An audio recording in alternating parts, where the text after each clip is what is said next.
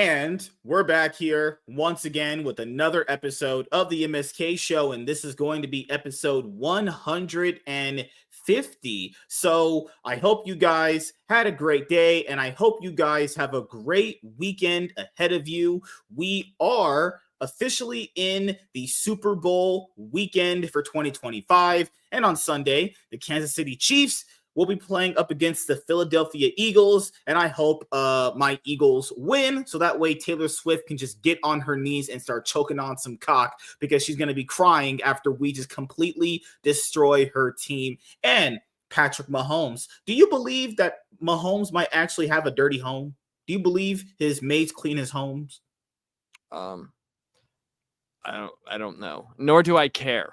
Okay, so we finally got the emotion at a Last Comic Fan we've been trying to get for like a month or two. But yeah, sorry we're late, guys. Literally, I got off work later than I thought. I got paid. I had to go take out the rent money. Then I had to go to the store. And then I was already halfway done with reading it because I told you I was going to read like 2 chapters the day before, which I did. And then I didn't realize just how much more I had to read. So I read the free comic book day edition, first part of the book. Then I already read the Ground Zero stuff. And then I was like, oh my God, there's actually 4 other issues to read. But nevertheless, we'll get into that in just a little bit here. We got like an hour and 30 minutes max because Laps has to go to bed very, very soon for some stuff he has to do tomorrow. And me, myself, I have to get up for work in the morning as well. So how was your day, man? It was all right. It was okay. It's my first day of my vacation. Really? So I sat around and did absolutely nothing. But I have a lot of stuff to do tomorrow. That's crazy. You are on vacation? Right. And in what way? Vacation from work. Yeah. So, like, essentially, if you're on vacation, can I have all your comic book collection, you know, like for a homie favor, since you like took my lunch money when I was we were in grade school? I mean, if you want it, you can have it. You'd have to come get it. Let me just hold an omnibus just so I can hit someone if they ever like invade my house. But there's no topics for this episode of the MSK show, guys. We're just going to be reviewing the DC Absolute Power hardcover that was timely released this week. If you guys remember, I was actually getting the single issues on my pull list. I remember I got Absolute Power Ground Zero.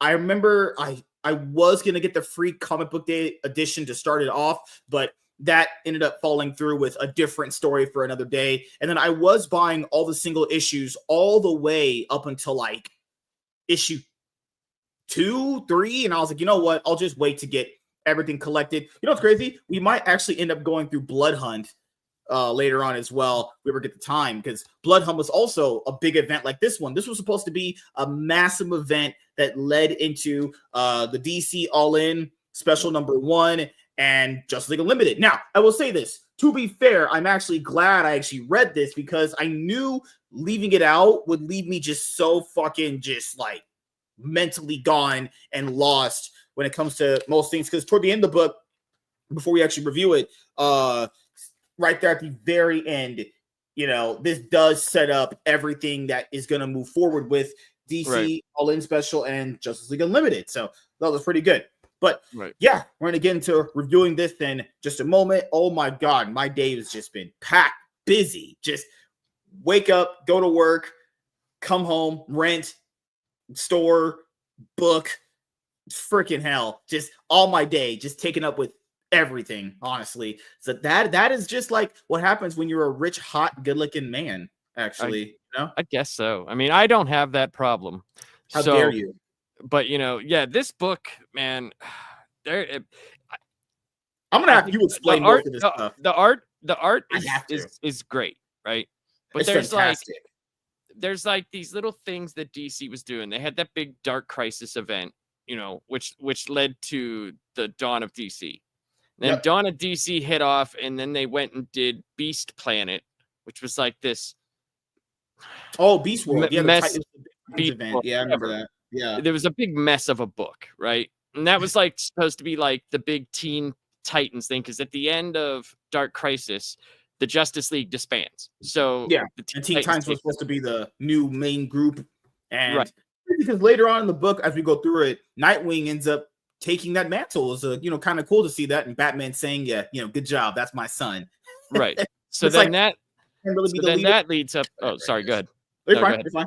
Oh, so that then leads up to what was House of Brainiac, and that ending is kind of what leads into this beginning, because at the end of Dark Crisis, Amanda Waller talks to this group.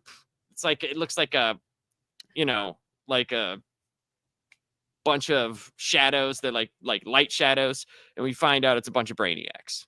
And so it's like the council of Brainiacs, because there's always a council of something, So then that's where the female Brainiac comes into play. They kind of do like Bride of Frankenstein with for Brainiac, and that's what leads into Absolute Power of basically Amanda Waller trying to take out all the superheroes and depowering them. Yep. And we're going to go through that in just a moment here. I just wanted to make sure I had all of this stuff ready for us to go. Okay, so the character Dreamer, that completely threw me off when I was reading. I was like, "Ooh, okay." Just crazy stuff we have going here. I'll just go through some of the reviews of a lot of these people, what they said. Yeah, it's crazy. Someone was like, "Why didn't they include the free comic book day special?" Guys, that's in there. It's in here. It's literally the first. That's all I can tell. None of you guys be reading books. It's the first thing. The free comic book day special thing is in here. They literally even say it's right here. That's the first fucking thing. Are some of you blind? Are most of you blind? Do you not have? Yep, it says. Yeah, it's literally right here. Free Absolute comic book day special. Comic 2024 free comic day special edition number 1. Says it in the byline of what is all in here too. Literally, and it has a big thing that tells you right here. It's literally the 4th page of the book. What is wrong with most of you people? Cover too, and they had that specific cover because Batman had dealt with failsafe, and if you were reading Zdarsky's Batman, that just was bananas, dude. Like they threw me off for a while. Yeah, like, I was not happy with that Batman. I knew failsafe was from Chip Zdarsky's run because I'd seen the image of failsafe before. Oh god, there's so much to go over here. And people are like, I'm gonna wait for the omnibus. Are they ever gonna do an omnibus of this? Well, and they did. It won't be for a while, honestly. Yeah, it won't be for a while, but they can, because I believe, counting the 4 regular Absolute Powers plus the free comic book day and the Ground Zero, I believe there's like 27 altogether with the tie-ins. Because there's like Absolute Power Amanda Waller, and then there's a bunch of regular you're right.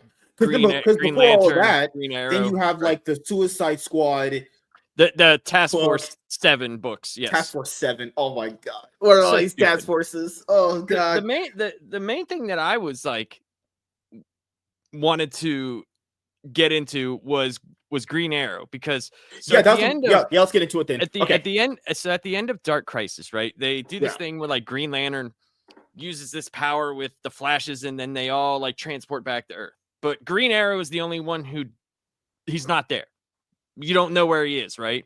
So he ends up back on the island that he was originally stranded on for years, way back when. And he makes his way back with his family, finally gets it. That run is actually good. The Williamson run on Green Arrow, actually very good, in my opinion.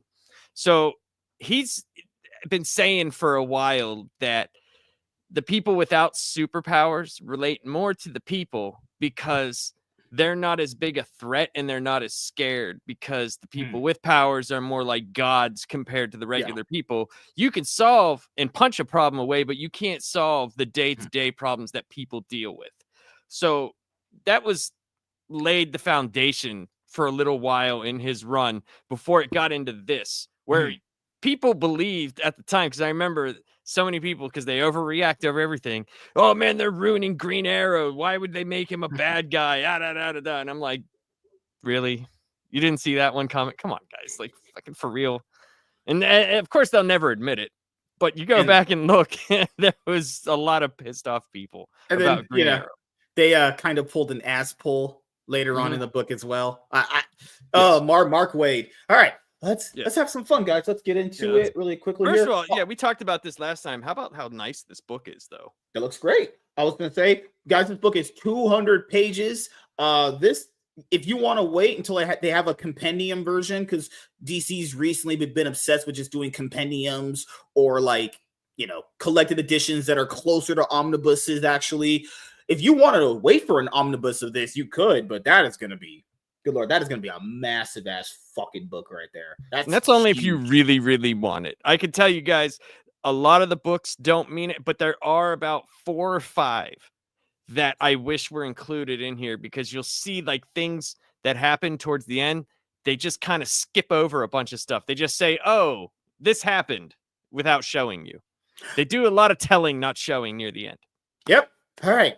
Let's have a giga banger. Are you guys ready to get this absolute hard banger going? And my wife, literally, I've satisfied my wife so much at this point. No more sex. I'm retired from having sex. I'm retiring from the dating world. Just like the Flash at the end of this comic book, I'm retired. I'm done. My dick powers are gone. I mean, this is a tragedy for the world right now. This is a tragedy. You've taken away what could have been a future president.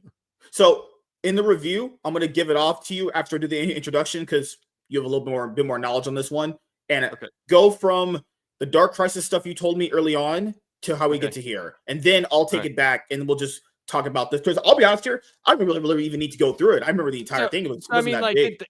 It's basically what I said, like the end of Dark Crisis. Before you go. Oh, okay. All right. Hey everyone, I am MSK, aka Master Swag King, coming at you guys today with another video. And I'm black and good looking and hot and rich, and he believes me. Okay, I'm joking. I literally had sex with like 4 girls last night. It was amazing, and I was drained. Actually, no. I sat home and I drank hot chocolate, and I just almost off myself. So, all jokes aside, let's get into this hard banger. Yes. Hey everyone, I am really black and... No? I'm white. Okay. Dang it. All right. Hey everyone. I hate you. Was I supposed to be blacker, or was I supposed to be white? Good Lord. We're already ruined. It's over. I saw a homeless guy outside and he was black. That's not good. One sec. What in the world? Who the hell is this? Why is this guy commenting on my post? You said about 8 years late. What the hell? People are weird and cringy. Oh my God. We're going to give you guys a banger so hard, your eyes will roll back like a slot machine. I promise you. All right.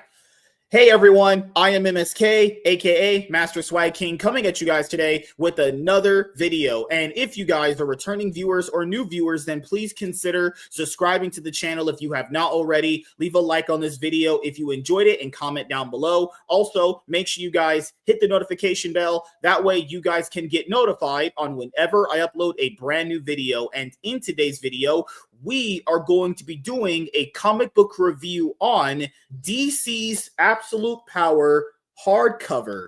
So, for those of you guys who don't know, this is DC's big event that they had in 2024, and this big comic book event will lead into the DC All-In #1 special, which we will be doing a comic book review on. Oh my God, wait a minute. Hold on. I forgot something. I'm Mexican. What? Yeah! They're doing crack! Man, people smoke crack and you shouldn't do that. Oh, sorry. There was a giant motorcycle coming. I didn't want to have to edit that in the video. Laps, be honest. Did MSK fall asleep? No. Never. Never happened. What ended up happening was I had a threesome and I literally finished last, and then I had to run, read this, and then I came here. Okay, all right, jokes aside. We're lasered in now. All right, I'm all focused up. All right, Big Daddy's here to save this world. Hey everyone, I am MSK, aka Master Swag King, coming at you guys today with another video. And if you guys are returning viewers or new viewers, then please consider subscribing to the channel if you have not already. Leave a like on this video if you enjoyed it and comment down below. Also, make sure you guys hit the notification bell. That way you guys can get notified on whenever I upload a brand new video. And in today's video, we are going to be doing a comic book review on DC's Absolute Power hardcover. So, for those of you guys who don't know, Marvel Comics and DC Comics did massive events in 2024. For Marvel Comics, they had Blood Hunt, and for DC Comics, they had Absolute Power. So, both were massive events that spanned multiple issues for multiple different characters, and it also had a lot of tie-in issues as well. And as you guys already know, from what I've been talking about on the MSK shows, if you do happen to watch them live, you can subscribe to my main YouTube channel, which is linked in the description box below if you want to go watch the MSK show episodes live. I was talking about us obviously eventually getting to, do comic book reviews on the Absolute universe for DC Comics. So we recently did comic book reviews on Ultimate Invasion and the Ultimate Universe #1 one-shot. And I was thinking to myself, you know what? It's only kind of fair we do that with, DC as well, going from the big event into the special, into the new universe. Because I was thinking like, damn, we should just do the all-in special. And I was reading online and I was like getting so many conflicting, answers to what to actually go for as far as like a reading order. What I mostly stumbled upon is that you kind of did need to read Absolute Power to kind of see what ended up happening and going forward with the DC All-In special. So I was like, you know what? Since Absolute Power hardcover drops this week at the time of us doing this comic book review on the DC Absolute Power hardcover, might as well just, buy it this week on release day, read it, and then after we get done reviewing this, then we will be reviewing the DC All-In #1 special, very similar to how we did with Marvel Comics' new Ultimate, universe. Then after that, we can review Justice League Unlimited. There's Aquaman by Jeremy Adams currently. There's Absolute Batman, Absolute Superman, Absolute Wonder Woman. Literally, the sky's the limit. But we had to tackle one thing first, which was this big event right here. Now, I will say this, and I normally don't always say these things. What's crazy is that very similar to, I would say, Ultimate Spider-Man, Married with Children Volume 1, that me and Professor Savage Dad already reviewed for you guys on the channel. Go and check that video out. This is an awesome review I did with him. I normally don't say this. Normally, I would say you could just jump into something and just kind of like, go for it. Because most comic books, people kind of overrate jumping in on something. It's mostly like, oh, you have to read all this other stuff before. When in reality, it's not really always a requirement. I would say this. For this, going into the All-In special and going into like Justice League Unlimited or Aquaman, because I know Scott Snyder's been like, no, everything's just a jumping in point. That's very, very disingenuous. And I love Scott Snyder, I do. But to say you wouldn't have to go through this to understand everything is like, you're going to be missing out on a lot about what happened. If you just, because, the point of All-In is supposed to be like, okay, these books are jumping on points. You can just jump in without any prior knowledge. But then they're going to be telling you a story and you're not even going to know where that other part of that story even came from, So I would recommend this, and I did this with the Marvel Comics Ultimate Universe. I would say read the Ultimate Invasion trade paperback and the Ultimate Universe #1 one-shot so you can get a grasp on how that universe unfolded. Very similar with DC Comics' new Absolute Universe. Go through this first, just this. You don't have to get all the tie-ins and all that other bullshit. Just get this. And then get the All-In special, and then read that. That way you can kind of grasp on where those jumping on points really began. Because after that, you would go to Batman issue 153, Nightwing issue 119, Action Comics issue, 1075 is where that All-In mark comes in. So I'm going to give it to Labs Comic Fan just a moment here, because he has read all the Dark Crisis stuff that led into Dawn of DC, that is now in Absolute Power, that is now leading into All-In. So the floor is yours, man. Go for it. Yeah. So when they did Dark Crisis, basically it was like an event where Pariah was using the Great Darkness, as they called it, and he was infecting all the different Earths in the DC universe. But at the end, after they had the Justice League had vanquished them, they did this big issue that Justice League is dead, right? And they were all in these like dream worlds, and they had to get out of them. It was a bunch of bullshit. But they get Pariah out, and there's an epilogue at the end of the last issue, and it's Amanda Waller. She walks into this room, and there's like all these light constructs, and it's like a Council of Reeds situation. So we didn't know who they were, and this is where they set the plan for what was going to happen through All In to Absolute Power. She basically wanted to erase the superheroes, get rid of them, and have one nation under Amanda Waller, basically. And so that led into the DC All In initiative that they did for like 14 months, something like that, 12 months, 14 months. And that led Superman in a House of Brainiac. And the only reason why that's important is because Brainiac was the one that was behind the council of people that Amanda Waller was talking to. And he ended up creating a female, kind of like Bride of Frankenstein, is the Bride of Brainiac. And when Superman and them defeated them, his ship exploded, but she got out of there, right? So that leads into what we're reading here in Absolute Power, where Amanda Waller finally enacts her plan through All In. She had been gathering stuff like making this prison and doing all of this, like building up her task forces. She is up to Task Force 7, even though they had X, which was 10. So who knows? Like, they've just thrown out random letters and numbers at this point.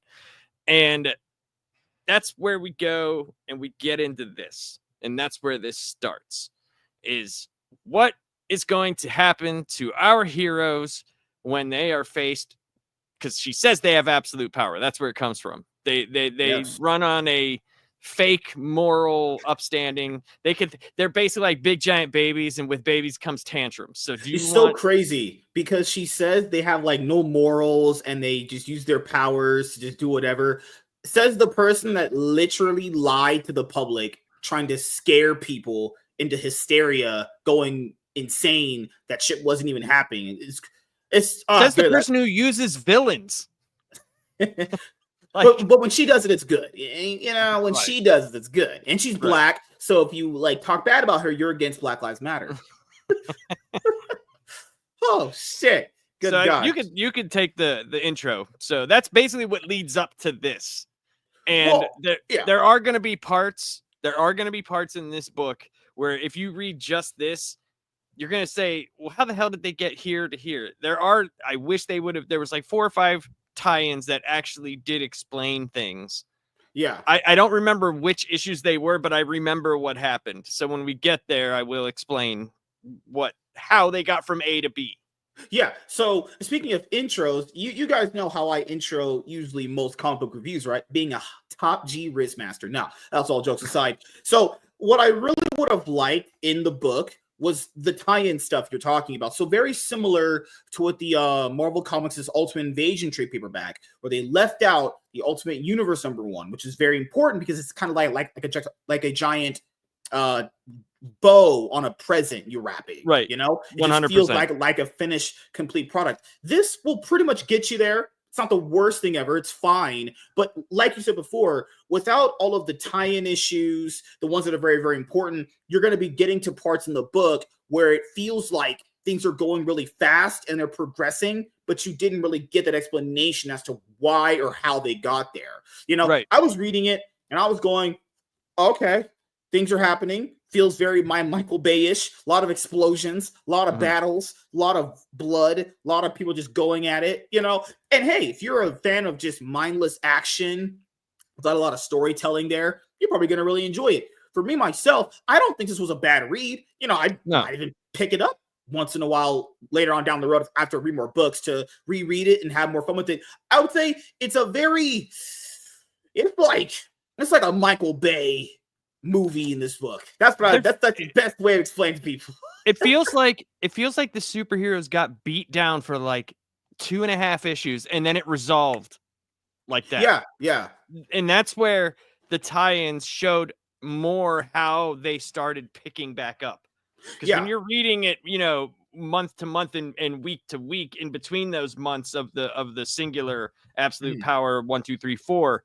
There were so many. I mean, there were so many tie-ins that came out every week, and it was just more for me. Like it was more the end of the book because this, like I said, they're just getting beat down and beat down. No hope, no hope, no hope. And then you literally turn the page, and they're like, "Okay, we got a plan. We're going here, and this is this." And you're just like, "Wait a minute, how the fuck? What just happened?"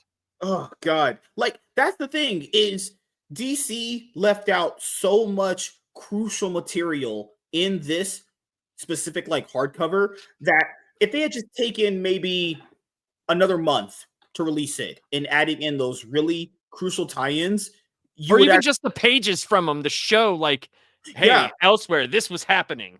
Because they did that early on in the book, remember? They did it with the free comic book day edition. Right. They did it with the Absolute Power Ground Zero #1, right? Where they were showing you like, okay, this comes from here, this comes from here. But later on, like, because there's a part in the book, guys, where Batman ends up with a one of those cubes that the mother box, right? And you're thinking to yourself, well, how did he get there that fast? And how did he get it that fast? Then there's another part where you literally have, I mean, it's the one that most people have talked about. It's the Green Arrow twist, where like earlier on in the book, Batman's calling him to try to get his help because every hero is getting captured. A lot of them are getting like taken down. He's revealing that, hey, I'm on Team Waller now. I'm on Team, Shaniqua. That's what his team is. And then later on in the book, it's revealed Shaniqua. that gonna anger a lot of people with that one. Team Shaniqua. Holy crap. Then later on, it's revealed that it was mostly John Jones putting something in his mind to make him fully go into that cause because he had to have that happen to him because he needed to show her that he really believed in her cause. Because she had a bunch of psychics. That's why. Yeah, but the problem with that twist and the reason why it just kind of meh, honestly, it's really lackluster, is it feels like an ass pull. It feels like fucking hell, Mark Waid didn't really want to fully commit to have Ollie go the dark route, and betray the Justice League, which is weird because I haven't read the Joshua Williamson Green Arrow run yet, right? But you, as you said, it kind of was tilting that way. It just feels like an ass pull. It doesn't really feel like an actual reveal, It wasn't like he was going bad. It was more that what he said in the books to Batman or Superman, whoever, that, you guys, I've been telling you for a while. He says it. I've been telling you for a while. Yeah. Well, when was that happening? You know what I'm saying? And it was happening in those books because he thought that the Justice League should never have disbanded. And the reason why he had to go out on his own is because they're not in constant communication anymore. They're not, an everyday talking point to each other. And it's like when you don't have that teamwork there, right? Are you going to call every single time that something happens, or are you just going to like do what you have to do in that moment, right? Because it's very odd coming from Superman, Wonder Woman, and especially Batman. You didn't tell us. We're mad at you. And it's like, dude, really? Because Batman, you've done that how many times? I mean, Tower of Babel is literally that, and you left the Justice League. Superman, there's been many times you've left the fucking planet without telling anybody. In War World, like you get, stuff I'll like be honest here. Initially, when I was reading that, because that's in issue 2, it's in issue 2, I think. When he did, when that's revealed that Oliver Queen, has betrayed the Justice League, I was like, I initially believed it. I initially went, you know what?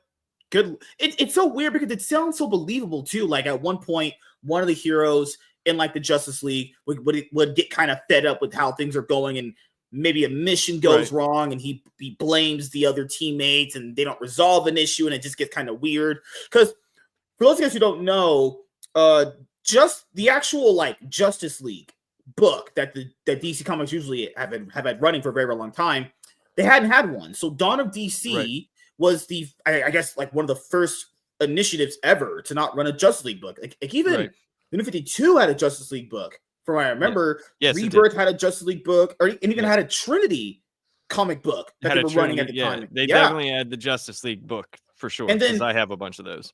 Around after the Dark Crisis event, the Justice League just chose to disband, like you mentioned earlier, and then the Teen Titans were the quote unquote Justice League. They had this event Beast World and all that other stuff, but you can't replace the Justice League. You can't. No. You know, it just felt like, I don't know, it feels like a heart is just not there when the Justice League isn't there. It'd be like now Marvel running a comic book without the Avengers as an ongoing series. You know, it just feels like it has to be there now, you know? And they did that. You could see it happening through Dark Crisis, right? Because it was one of those things where tensions were building. What was happening on Earth, like Dick Grayson took care of, right? So their thought was, oh, these younger guys need to, you know, they could take the place of us. We're in good hands. And it's like, no, dude, no. It went to shit, and you guys had to come back from the dead, you know, and fucking save the day. So no, like it's gonna be a hard set. Like Dick Grayson is always gonna be loved. Okay, he's always gonna be loved as a DC character. But John Kent and like Starfire and Beast Boy, they are not going to be taken as seriously as Batman, Superman, Wonder Woman. You know, it's never going to happen. Yeah, that Teen Titans group, or as comic book has named now, as they are Titans, there. Yeah, it's like you have the Beast Boy, Raven, Starfire group, and everyone knows that group from the animated show. It's been the crazy thing that animated show has warped everyone's perception of Teen Titans to the point where that's the only Titan group you can have, and they work for the book, kinda, right? You don't really get a lot of Raven. You don't get a lot of Beast Boy. Starfire is just a nobody, essentially. It's really just like the Nightwing show. Is if you were trying to build up the Titans as this new Justice League, then I feel like in your big event book, like Absolute Power, all of them should have moments to shine. I shit you not, guys. Only Nightwing shines. All the Teen Titans characters you love and enjoy, Raven, Cyborg, Beast Boy, Starfire, nothing. They get absolutely nothing. I think one of the did they have a speedster on their team? Was it Roy? They had Wally West, right? No. Yeah, no, they had Wally, but it was they have two Wallies. So there's the red-haired Wally, and then there was the black kid Wally. Oh, even their Wonder Woman, who's Wonder Girl, literally just a carbon copy of Wonder Woman. Donna Troy, yeah. She doesn't really do anything in the book. Do anything. Nothing. Yeah. Oh, God. That was so it's like if you're not even gonna push them as the team that's, you know, there always has to be a team in comic books because people like reading those things. Yeah. And when the Titans, they don't have the villains to, you know, come in. If once, you know, you use Slade Wilson, once that's it, who do you really, you know what I'm saying? Like, who is going to come out and really try to do something that, like, do you really think that the Titans are going to go up against Darkseid? Yeah. Like, you know what I'm saying? So there's really nothing that you buy as, oh, this is a big giant threat. You know what I mean? It's one of those things where DC Comics going into like Dawn of DC was trying to basically convince people that the Titans are your new Justice League. They're replaced now. This is your permanent like group team that you should be following. When in reality, they did do it. They did do it. Yeah. And then they realized the fans were like, no, we like the Titans. But when you think of DC, you're thinking Batman, Superman, Wonder Woman, Flash, Justice Green League, Lantern. Green Lantern. Yeah.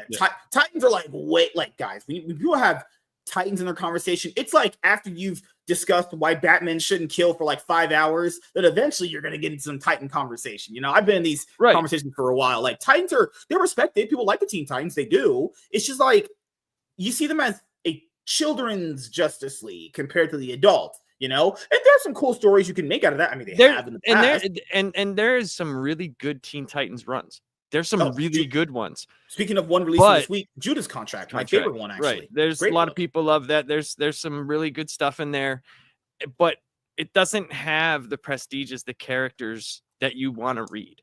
You know, and that's where, you know, I see people get real pissed when they say like Miles Morales is Miles Morales and all this stuff. But that's the thing, guys. Like, he's a Spider-Man, but he's not Spider-Man. Like, I mean, I'm sorry. Like, when people want to read Spider-Man, they want to read Peter Parker.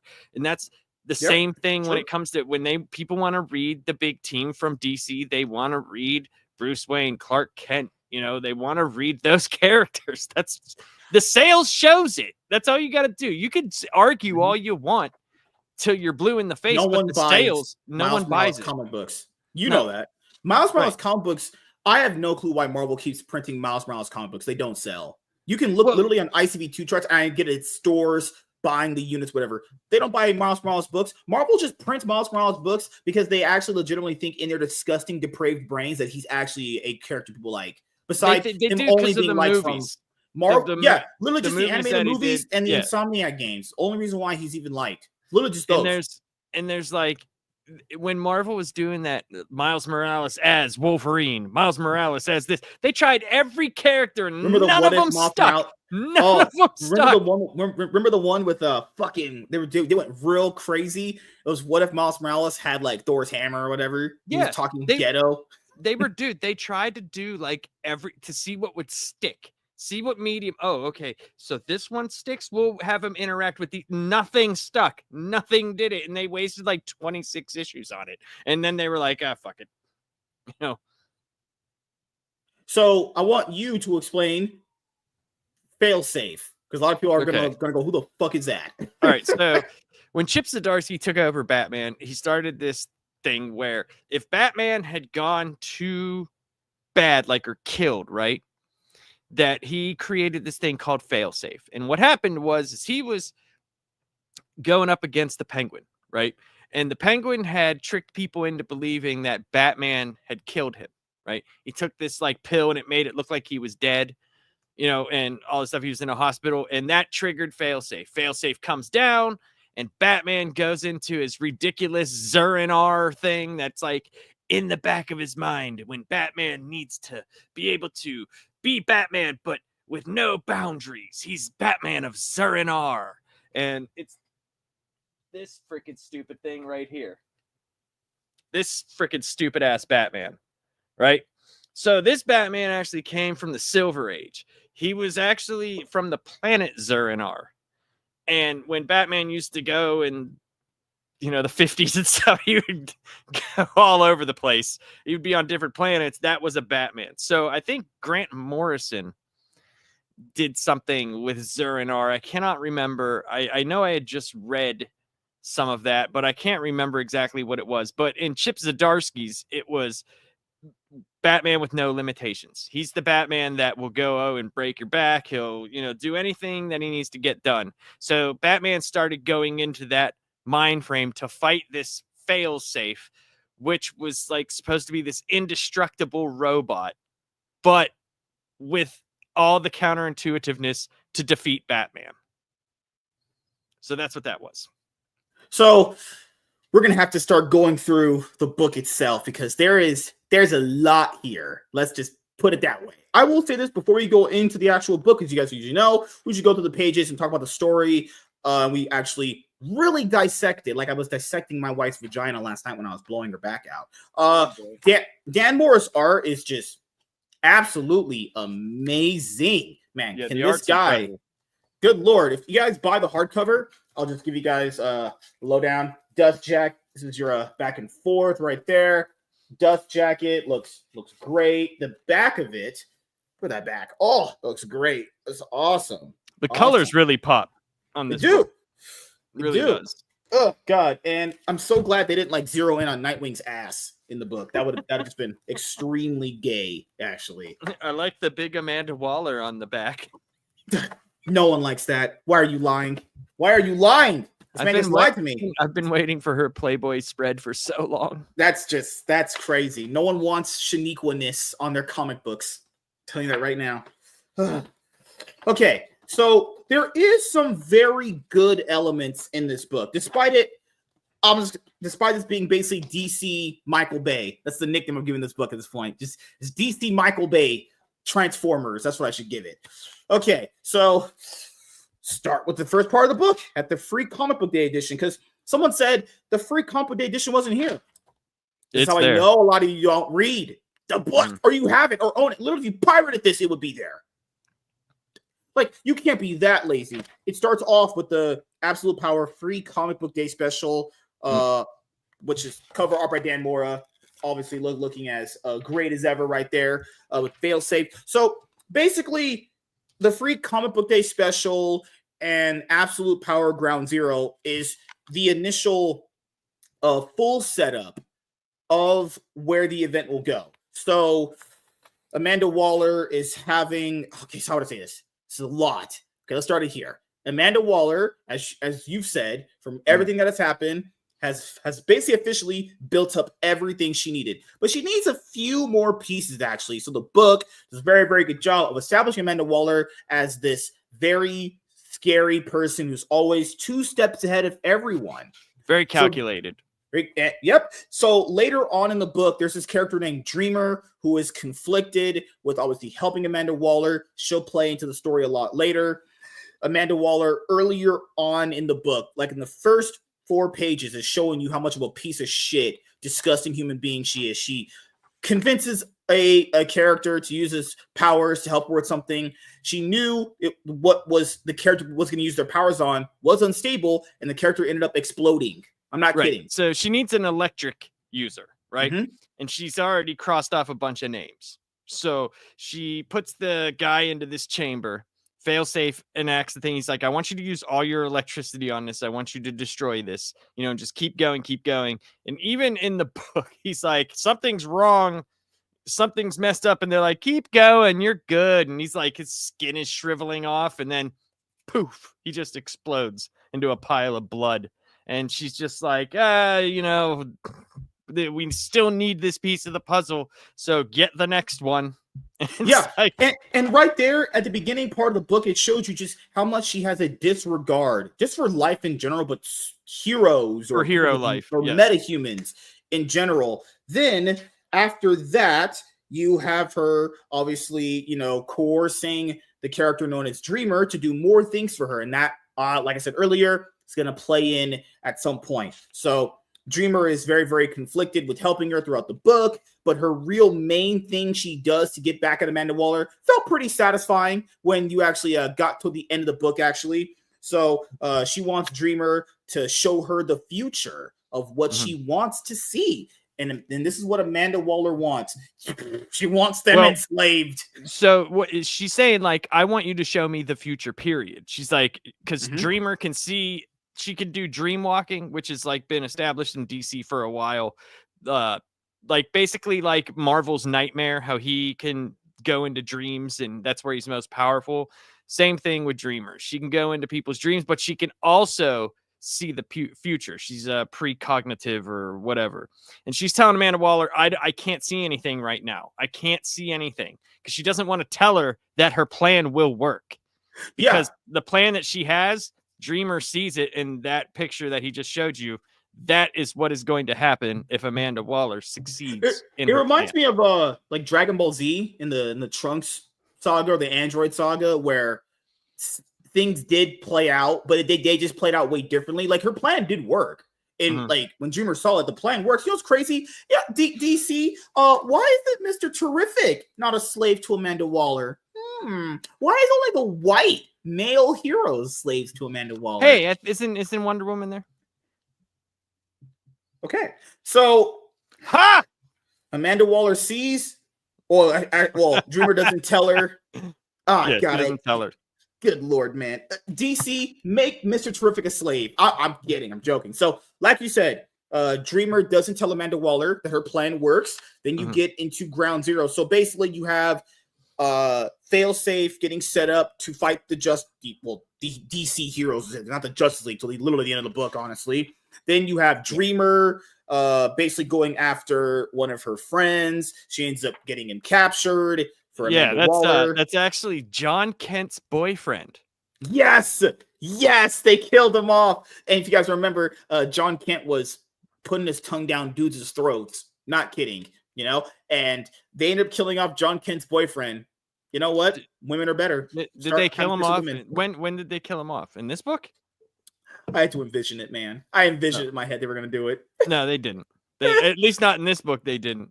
Because they, if you remember, at the end, Superman's like, "Don't worry, John. We found."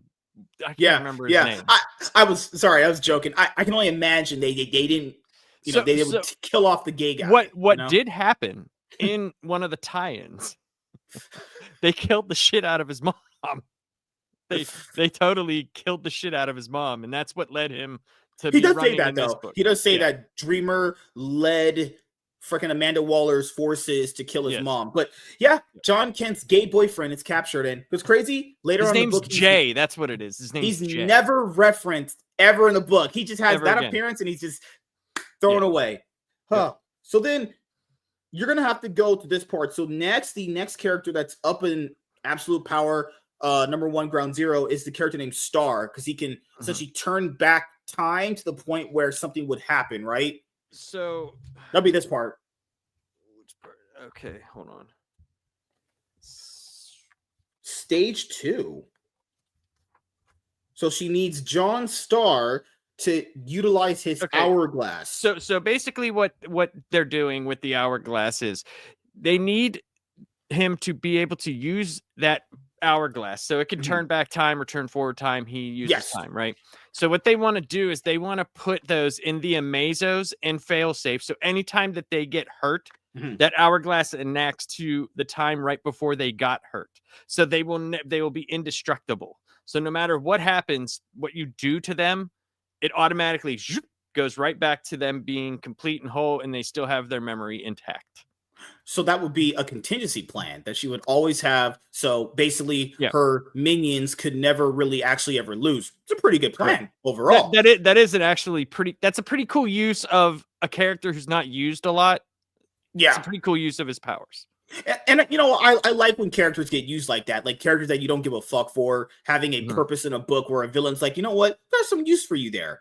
Stage 3 is where the Brainiac Queen comes in. So the Brainiac Queen ship, lands, and then Amanda Waller finds it, and she ends up tampering with its brain to the point where she tries to convinces it that superheroes are deadly, that they're coming after it and whatever, to kind of basically bend the Brainiac's Queen will towards her, and only convincing the Brainiac Queen that the DC heroes are bad. Like, heroes are bad, I'm your mother. And it's like, she uses like a virtual reality simulation of like 20 years or so.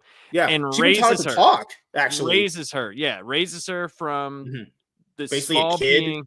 being. Up until what she is now. And it's totally reliant on Amanda Waller. Will do anything that she says. Yep. So you have basically a Brainiac, something with the power of Brainiac and the computing speed of Brainiac, totally reliant on you, the person who is enacting said plan. So pretty wild, man. Just from the first issues of the hardcover, you get all this pretty decent setup with Amanda Waller showing her how deadly she is and the way she just doesn't give a fuck and disregard everyone around her. She only just cares about herself, if we're being honest. Right. She just only cares about killing off the DC heroes and just her having absolute control. I just gave DC their next big event, absolute control. It'll be a crisis of absolute control. Wow. Now the stage is set. And now we get into the actual absolute power number 1. This art by Dan Mora is just beautiful, so man. Good Lord, man. So then later on in the book, it firmly establishes, and this issue, where we're going to go. So Superman, like usual, do-gooder, tries to apprehend some villains. They end up shooting him, but then he ends up going down. He's not healing anymore. So he's already out. So that's already done. And then it just goes chapter 1 powerless. Like, they already set the stage. Like, Superman's already out. It's done. So then characters known as Animal Man and Animal Girl come down to Earth come back to their city after doing something or whatever. So they have no idea that any of this has been going on. Oh, God. Might be the most brutal thing in the book. First off, gets a rock thrown on his head, and then all the humans just start attacking them. They just beat his ass.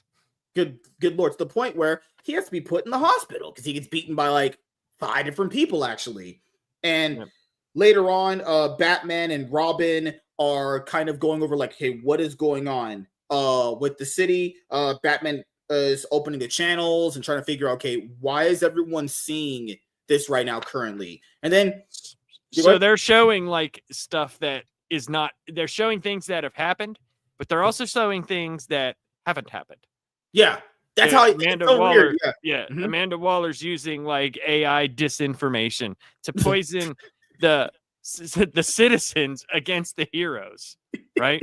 And the Yeah, funny part about it is this: if it's fake, right? Mhm. How come none of the people in the actual cities that it took place were like, "Hey, that didn't happen on my street. Nothing happened today." I will be fair, man. Average people are really dumb. I mean, Like, they are. they literally will get flipped. They will start flipping out over anything. If you want to cause hysteria in people, look no further than that certain virus that came out in 2020. But yeah, that's what it definitely was, an allegory for what could possibly be happening with a disinformation campaign. if people were literally that stupid, like people are dumb, dude. They're actually not smart. Like I was under this belief that the average person is not that. They're not that dumb. No, the average person is stupid. Like they'll literally believe anything told to them, not fact check it. And I feel like this plan that Amanda Waller had at this moment was what reminded me of what Sinestro was doing back in the Green Lantern Back in Action Volume 1, where he was trying to cause hysteria and fear in that city. But that was to like empower him so he can get back to being the Yellow Lantern. This was actually on a much more bigger scale. Like basically what you said is true. She was showing people fake destruction being caused by superheroes that wasn't real happening and against civilians. Yeah, and we know that wasn't happening was because all the superheroes, Mr. Terrific, Nightwing, Flash, Hawkman, Wonder Woman, Aquaman, were like, no, we weren't there. We were not doing that currently. So she's just showing the entirety of the United States that, hey, all these superheroes right now are causing all this destruction and hurting people and everything. Then it flashes back to earlier in the day where Clark is talking to Lois, and then Lois actually had a pretty good line here. She doesn't talk much in the book, but this is a great line where she literally says, they report first, then verify. The planet does not and will not run unverified and speculative content. Is that understood? Right. Yeah, she doesn't want to run the first story just to run it because she knows her boyfriend's a superhero. Right. You know, she would not be doing that. Right. And like she's actually using her brain. Like really? maybe some of the other maybe some of the other heroes, you might be able to believe some of them that walk the line, but like they showed Supergirl doing some bad, like, come on now. Like you would have to think that like either she's being controlled or something, right? Yeah. Superman has enough, and the super family has enough goodwill built up to where those people should be like, what is happening? This doesn't look right to me, at least in Metropolis. And I'm surprised. I'm very surprised that DC and Wade were cognizant enough to not use Lex Luthor at all. Could you imagine a world Lex Luthor teams up with Amanda Waller here? That would be that's too much cinema. My brain couldn't handle it, honestly. Well, you remember in the one DC animated movie where he like started making out with her and she's like, what the hell are you doing? Like, why would he make out with that ape? Whatever. So so you know what's crazy? In just this moment where all that destruction was happening, she's monologuing to herself, and later on, as the plan is going over, she's seeing all of it unfold in front of her. You know, she's getting super fucking wet, seeing all the superheroes just go through all that pain and destruction. And then she ends up talking to this other character named Sarge Steele. They're going over the next phase of their plan involving the Brainiac Queen. And then Failsafe is also talking to her about what else is about to happen. Then you have just basically everything going in disarray. This whole first issue is everything just falling apart. Cyborg at Titan's Tower is inactive. He gets taken out. Oracle's trying to figure out what's going on. Batman and Robin are flying over Gotham City, trying to phone in people. Hey, if you're around, we need you. What's going on? Nightwing, he even said, hey, this is Amanda Waller's doing. Probably has some earlier insight on that when it comes to the Beast World had it from there. And I think he felt when he went on that, like that, you know how like each character, like in the Batman family, like Damian Wayne went through it when they each go on their patronage off and they have the backpack and they're walking, and I think he thought then, something's gonna happen with Amanda Waller. The Beast World didn't just happen for no reason. Yeah, he even says she's been trying to discredit us for a while. Right. And that's what happened with it's happened with Beast Boy, and I still am mad at them for Dark Crisis when, Deathstroke literally walked right up to Beast Boy, stuck a gun right to his head, pulled the trigger, and he lived. I was so pissed. Whenever it happened, I was like, they did it.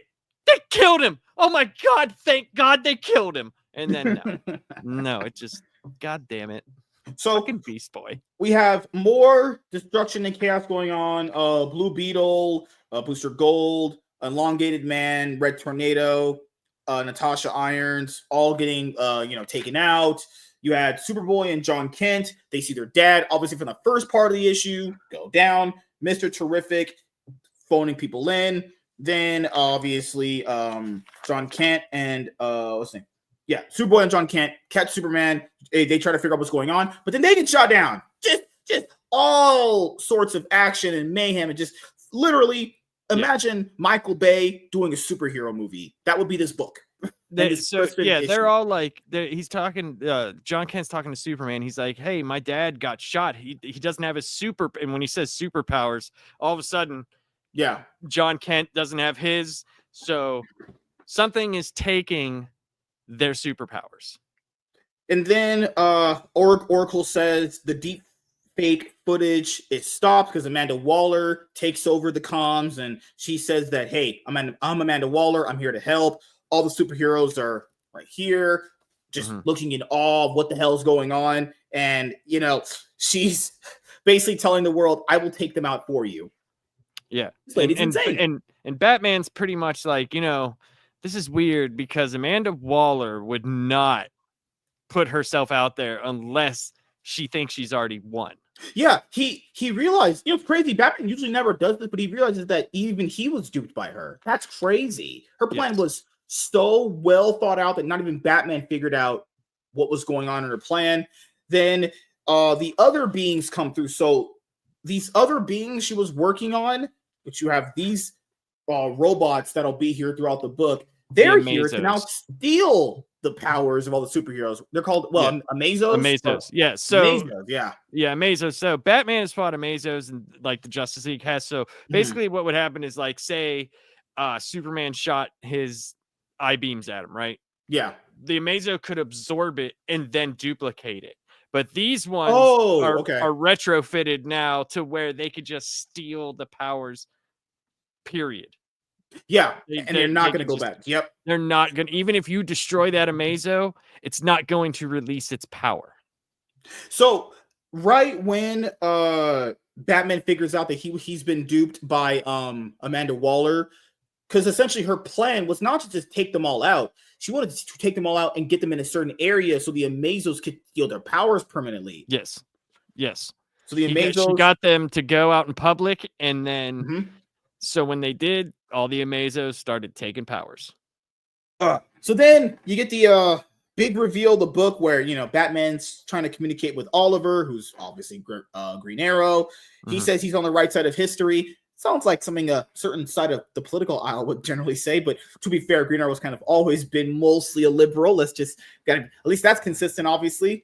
He is working for Amanda Waller. He's confirmed on her side as of right now. Which is that, I'll be honest here, I believed it at first. I was duped. You had me there.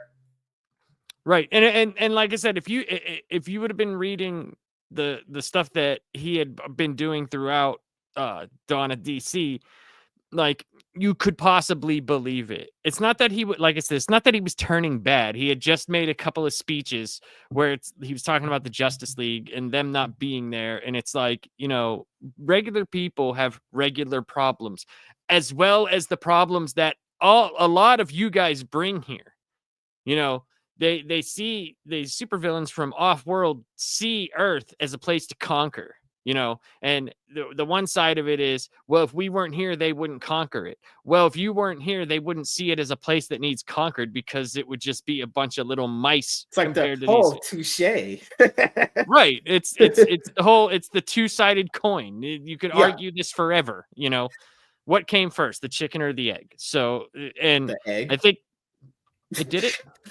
Oh no, he's doing it. No, I'm gonna say the ass that it came out of came first. All right. So Probably Amanda Waller's. John Kent, hers would be hairy and disgusting. So, John Jones, I wish Martian Manhunter had a little bit more to do in the story. You know he's here, but it's like literally outside of the DC cartoons, the Justice League animated series, and Jalen Unlimited, he doesn't really ever get anything to do. He's just kind of just there. And just think, they're making an absolute Martian Manhunter. Why? He's not even in your big event that sets up the absolute universe. Yeah, he's in like a few panels, and he's a throwaway. He has a throwaway. He's a MacGuffin toward the end. He's a MacGuffin for the end. Hey, I like chocolate chip muffins. See, I almost did it there. I'm not gonna argue with you about that one. So, as you guys know from the way issue 1 ends, John Kent ends up being captured, and the Brainiac Queen ends up taking him over, which is going to be another big plot point where Amanda Waller is trying to use him to flesh out more of the heroes. And there was a lot more in the tie-ins.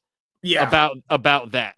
They showed him suffer, man. That really, oh my god, it really feels like she really put him through the ringer to make sure all the stuff in him, all the things in him. I mean, like, dude, they pumped him full of like crazy images and like just a bunch of crack. That was there. So this was probably one of the biggest wholesome moments, I guess you could say, of the hardcover, where they're in the Fortress of Solitude. Superman's recovering with the the classic black suit, and as he came back in the Death of Superman, they're trying to figure out what's their next plan of action. Who's going to lead us? Who's going to lead the team? Because they haven't been a Justice League or a group of them for a while, and it gets kind of the point where Mr. Terrific and Batman start arguing, and Wonder Woman was like, "No, we need to stop arguing." And Nightwing's like, "You know what? I'm going to lead the team." Gives this big giant speech. Batman's proud of his son. And Nightwing is the leader of this group of superheroes. I thought it was a nice, cool moment for the character. It's so weird how they don't want Batman being the leader of a group of DC heroes. Well, I think the reason why, and I think this is because everything that led up to like Dark Crisis and stuff, and they were really hitting on Tower of Babel. Like, you've lied to the team. You've had contingencies. Tower of Babel stuff in here. You've done these things like Superman. You're not really a planner. You're more of the punch the problem away guy. Mr. Terrific's like, well, I lead the JSA, and they're like, yeah, but that's not. I would say, does he lead the JSA? Does he? It's weird. I don't think anyone really leads the JSA. I think they just are. He does. He's the guy who makes all the plans and like stays in the the round room or whatever you want to call it. Tells them what, hey, go here, go there. If anybody should have led the thing, which is fine that Nightwing did, that was cool. Like you said, that's where you have Martian Manhunter come in, and since he can telepath with everybody, that's where you have him come in and say, I will be the person that enacts the plan that Nightwing leads out. That could have given him something to do in the book. What's crazy is the fact that they have Martian Manhunter in the book, but they give this character named Airwave much more heart and much more to do, and even gets the big moment at the end of the book. That was the biggest problem with the book, is that there's so many of these other really great known heroes that get no shine, no actual character development, nothing. They're just there, that exist, and they end up just all in this war. And that they're in this war fighting, but they get no time and attention either. It's just so odd. I believe there's a reason why they did Airwave, and I can't remember. Is he the one? Did you read the Justice League Unlimited #1? Read? You think I read? Did you look at it? I skimmed its story synopsis on Wikipedia. No, I actually bought it. I haven't read it yet. I was waiting to read this first. So I can't remember if he is. There's someone that joined the Justice League that is like turning on them, and I don't think that it's him. But here's the problem, and I get what you're saying. I get what you're saying. There's a lot of bigger characters that get no shine, but we also do complain about them not establishing new heroes, right? Now, I'm not saying that this one needed to be established because his power is kind of stupid, okay? But you're right. They should have used Martian Manhunter for this. But so many other characters they could have used. Oh my God. Right. So At that point, Mr. Terrific has a conversation with Airwave. John Kent comes in, all fully under the control of the Brainiac Queen. They obviously, try to escape. But the biggest thing after they escape the Amazos and the Brainiac Queen was the character of Dreamer, where after they go into that teleporter, so they use this teleporter to get to this portal, to go somewhere else. Dreamer essentially dies. It's so that's the weirdest part. So what happens is John Kent comes down and Superman's all like, "Oh my boy, you can fight it. You can get out." So when they realize that there's no way out of here, that's when Superman enacts the self-destruct sequence for the Fortress of Solitude. Yep. So at that point in time, Dreamer, who is friends with John Kent, is very good friends with John Kent, sees him all brainiacked out.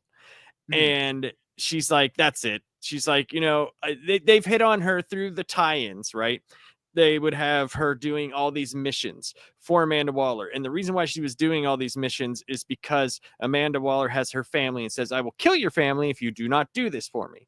Well, she finally comes. She loves the blackmail. She finally comes. Finally comes to the realization of like, if my family found out what I was doing to keep them from getting killed, they probably wouldn't want anything to do with me anyway. So I'm done being Amanda Waller's puppet. I'm done this, blah, blah, blah. So whenever the Fortress of Solitude explodes, she's still in there. So she basically dies. She does die. Yeah. That happens. She dies. So after that, you get to the point where, Oliver, is trying to look at more stuff for her, and Amanda Waller thinks she's mostly won at this point. And Amanda Waller says, don't tell. Oh, no, I forgot one of the characters. Was Amanda Waller or the other guy says, don't tell Oliver about the casualty of Dreamer. Didn't really know. Yeah, it's the other dude. What is it? Sarge Steele. Yeah, it's so weird because why would Oliver care about Dreamer? They never even had one interaction in the book. It's like there was a couple of missions where in the tie-ins where they led a couple of missions where a couple of people died, and he got pissed because he's like, I thought the whole point of this was to keep people alive, and you're saying that you're trying to take justice to an unjust world, and you're doing just the same thing, getting people killed. So like he would be pissed and throw a fit, and they just didn't want to deal with him throwing a fit. That was basically it. Yeah, that would make sense because he does value human life very, very much. And you have this moment where Hawk Girl in the book is trying to figure out what's going on, at least in the third issue, because that was just all the second issue, guys. The third issue of the hardcover, which is like Last Stand, where she's talking more to Fail Statement. It's so odd because Hawk Girl gets captured. You don't ever see her again. It's just so weird having all these cameos for great characters. Yeah. But they just get taken over and they get captured and you just don't see them ever, actually. Yeah.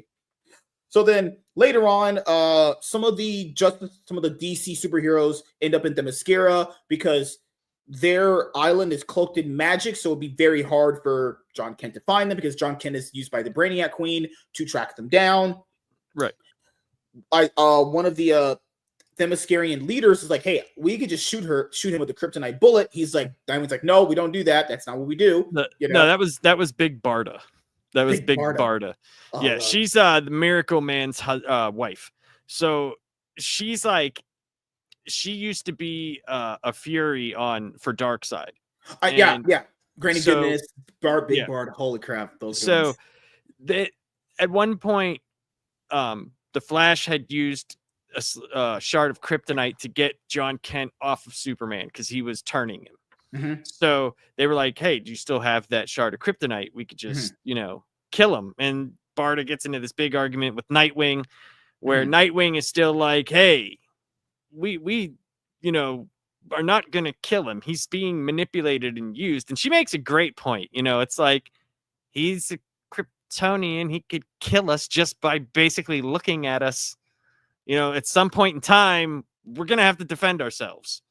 And Nightwing is just like Batman, where it's like, we can always figure out a way to win this without having to kill people.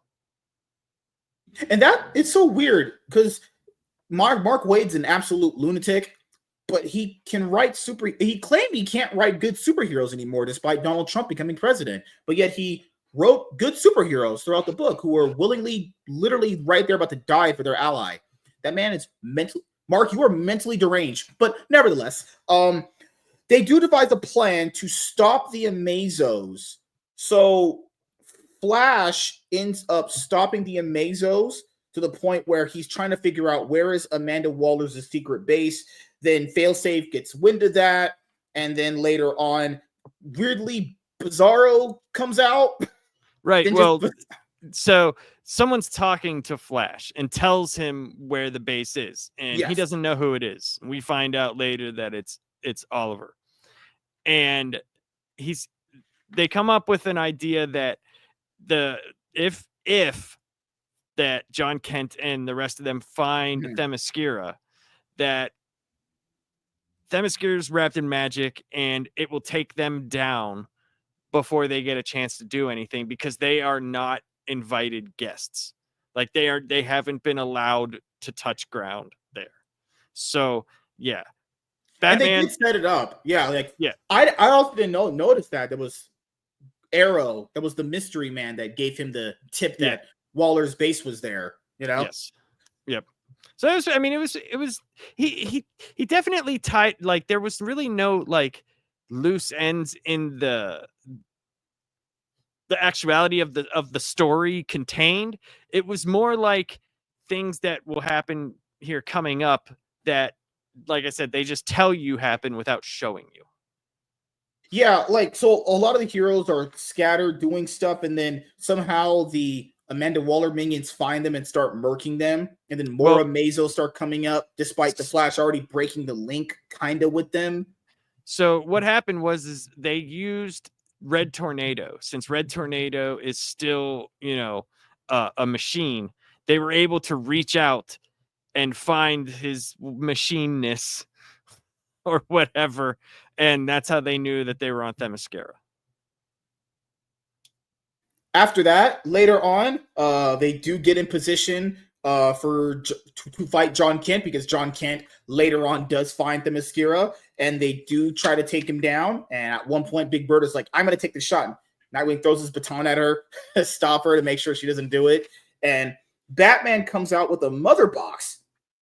And then you're just like, because to be fair, Nightwing did say everyone has their missions, right? But in the tie-in issues, it would probably go over like, what was their actual missions? Yeah. Well, he said what their missions were.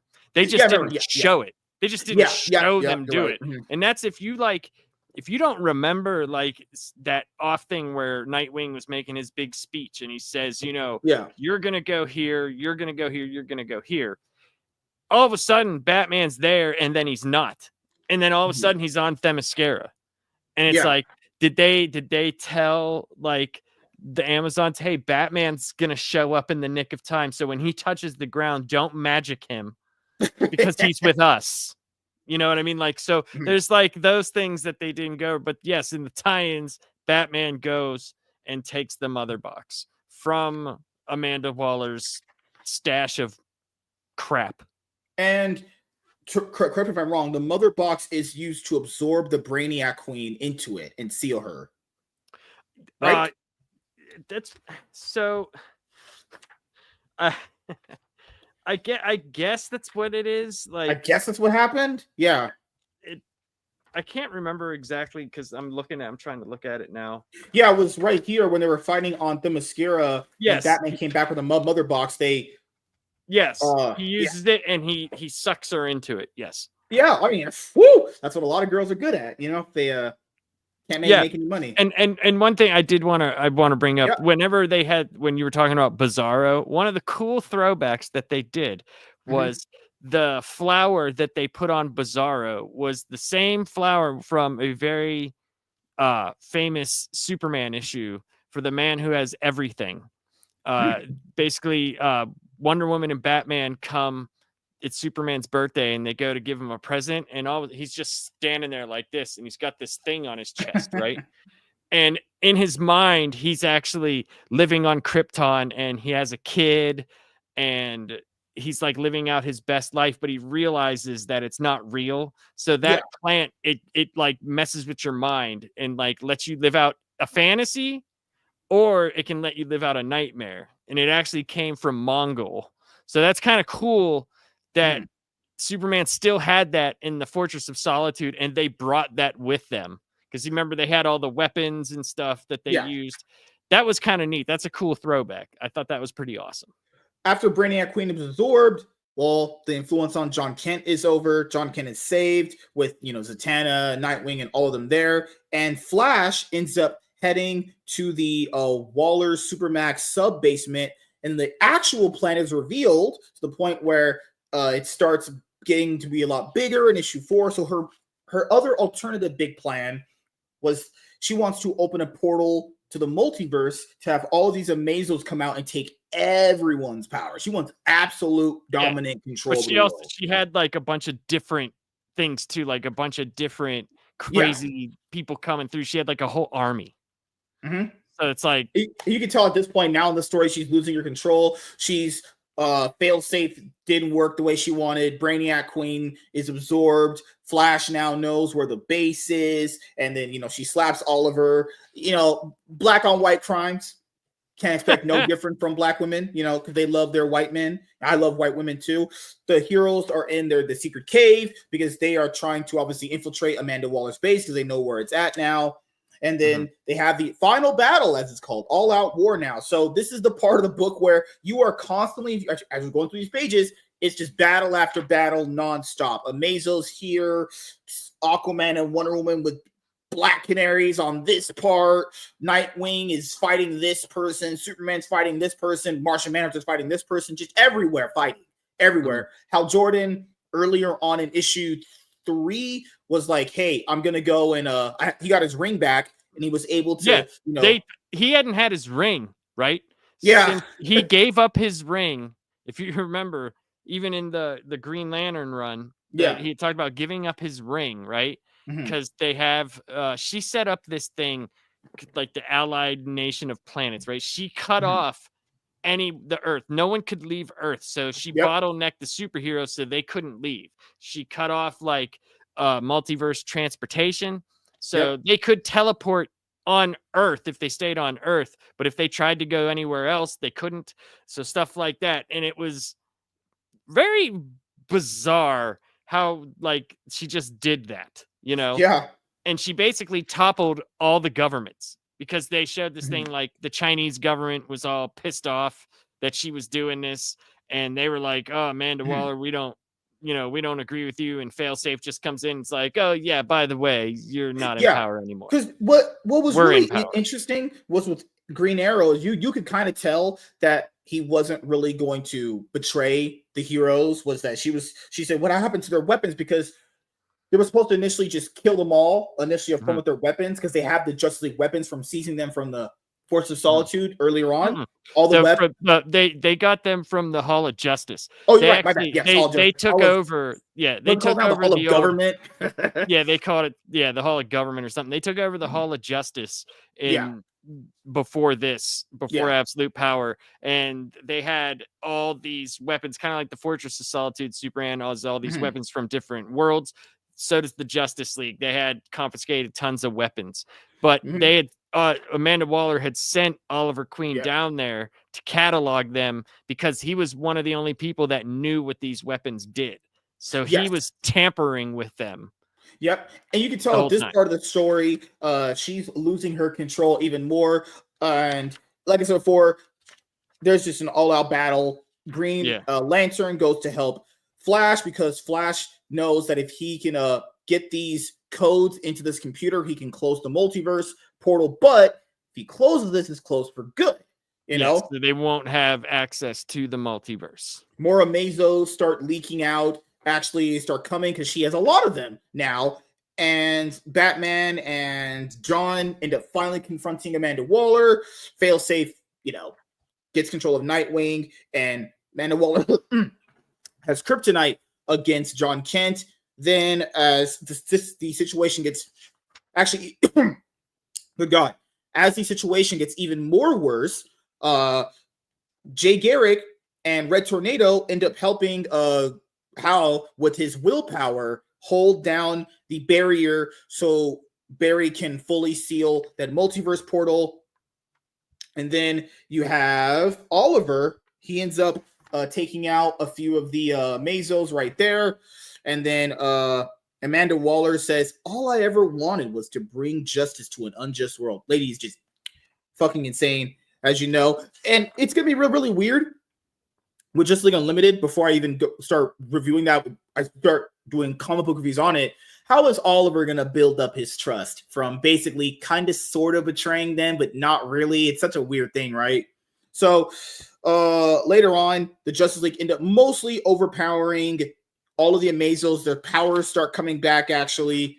Well, see, what happens is, so if you remember, they set up that the Amazos would not be able to, even if you killed them, the power wouldn't come back. Yeah. So Batman had figured out that they were using the dude with the hourglass. They were using him to correct the damage that would happen. Like if they got hit, the hourglass would work, boom, and it would go back there. Well, he figured, what if I set the hourglasses back to before they absorbed the power? So when we destroyed them, the powers would disperse and go back to the right people. So he grabbed this thing, made it. When Batman got grabbed up by the neck, that's when Oliver grabbed it and shot it into the back of the Amazos. Yeah. So that's where the powers started coming back to people. But they didn't go back. All the powers did not go to the right people. Some people got different powers now. So it's like completely messed up. And then Oliver does the other final twist with him where he reveals that he had to earn Amanda Waller's trust, not with all her mind readers and psychics. I had to genuinely believe in her cause. So that's why he had Martian Manhunter put that inside of his mind that he would actually believe her. So when the psychics did that, analyzed him, that they would be like, oh no, he does believe in this. He's on our side. And then Batman says, you could have shared that with us, but I had not counted on being captured immediately, but you lecturing us about keeping secret plans is highly ironic. I was like, that's a pretty nice burn there. Even though Martian Manhunter had really no story in the book, that one burn right there, it's a little throwback to a Tower of Babel, actually. It's a nice little and it's like, dude, well, if they would have captured him at any point, right?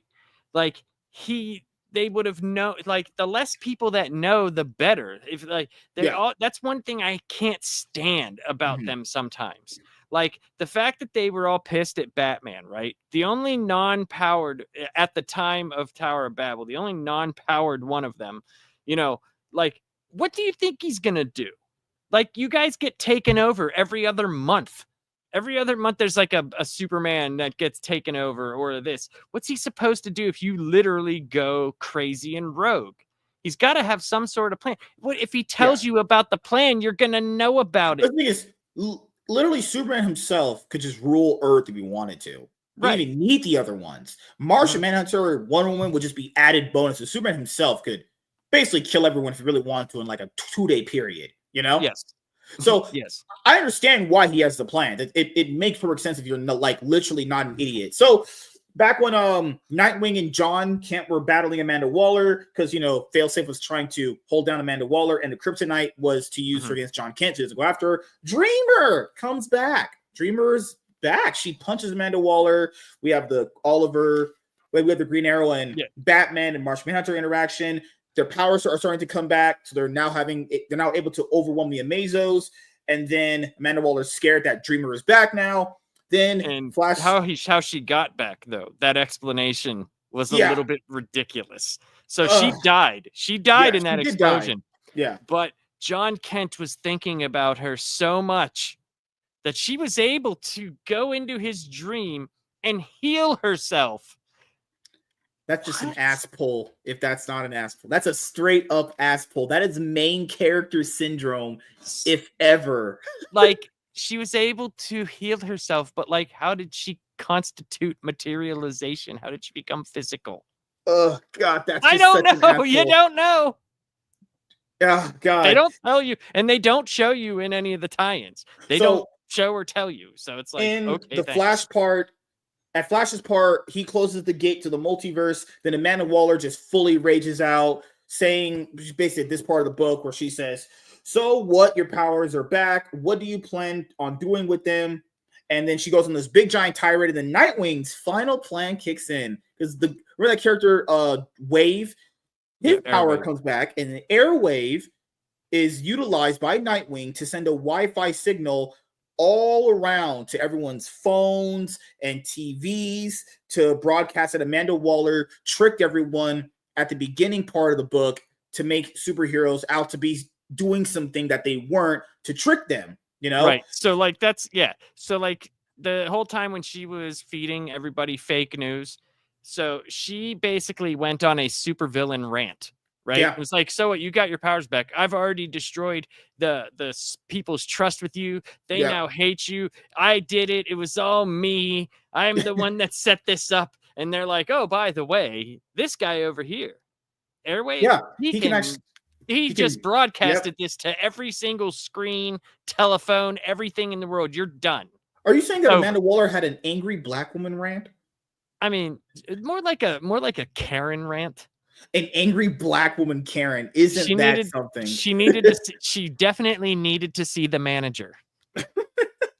So Amanda Waller ends up going on that villain rant, as Labs just said. The whole world knows that they were duped, and then you get the 48 hours later. So they try rebuilding the Fortress of Solitude. Then the Flashes, so you have Jay Garrick, Wally, and Barry, if I'm not mistaken. Where they're talking about the access to the multiverse is gone, and then Barry said, so Barry goes, "It won't be with my help. Somehow, when I destroyed the machine, it took my powers with it." And then another character says, "Not just yours, Barry," and then it just cuts. So it's probably just Jay Garrick is cut off too from the multiverse. I guess. I guess the Flash is retired. So I don't know, because Barry's still out there, like, you know, in the actual books. I haven't been reading the Flash, so I don't Wally know. West is just their Flash now. It's just so crazy, man. Yeah, I don't know. Well, here's the thing. I'm okay with Wally West. So yeah, I like Wally West too, whenever I started reading comics personally, they had just done Crisis on Infinite Earths. That was like one of the big events. I know I read it like probably a year after it came out, but I know it because I have the issues, but I was like 6, you know what I mean? Like, so, but I grew up with Wally West as my Flash. So I didn't really have a problem with Wally West as the Flash personally. So I know, like, some people, you know, they want Hal Jordan as their Green Lantern. The only other one that I could say that really worked as a comic book seller was Kyle Rayner. You know, where you have like Guy Gardner and John Stewart. I think John Stewart works better in a team setting, personally. Yeah, he does. Yep. Like, because whenever you get to his backstory, I think it's very interesting from the team setting. You have like a military guy that had some really bad shit happen to him.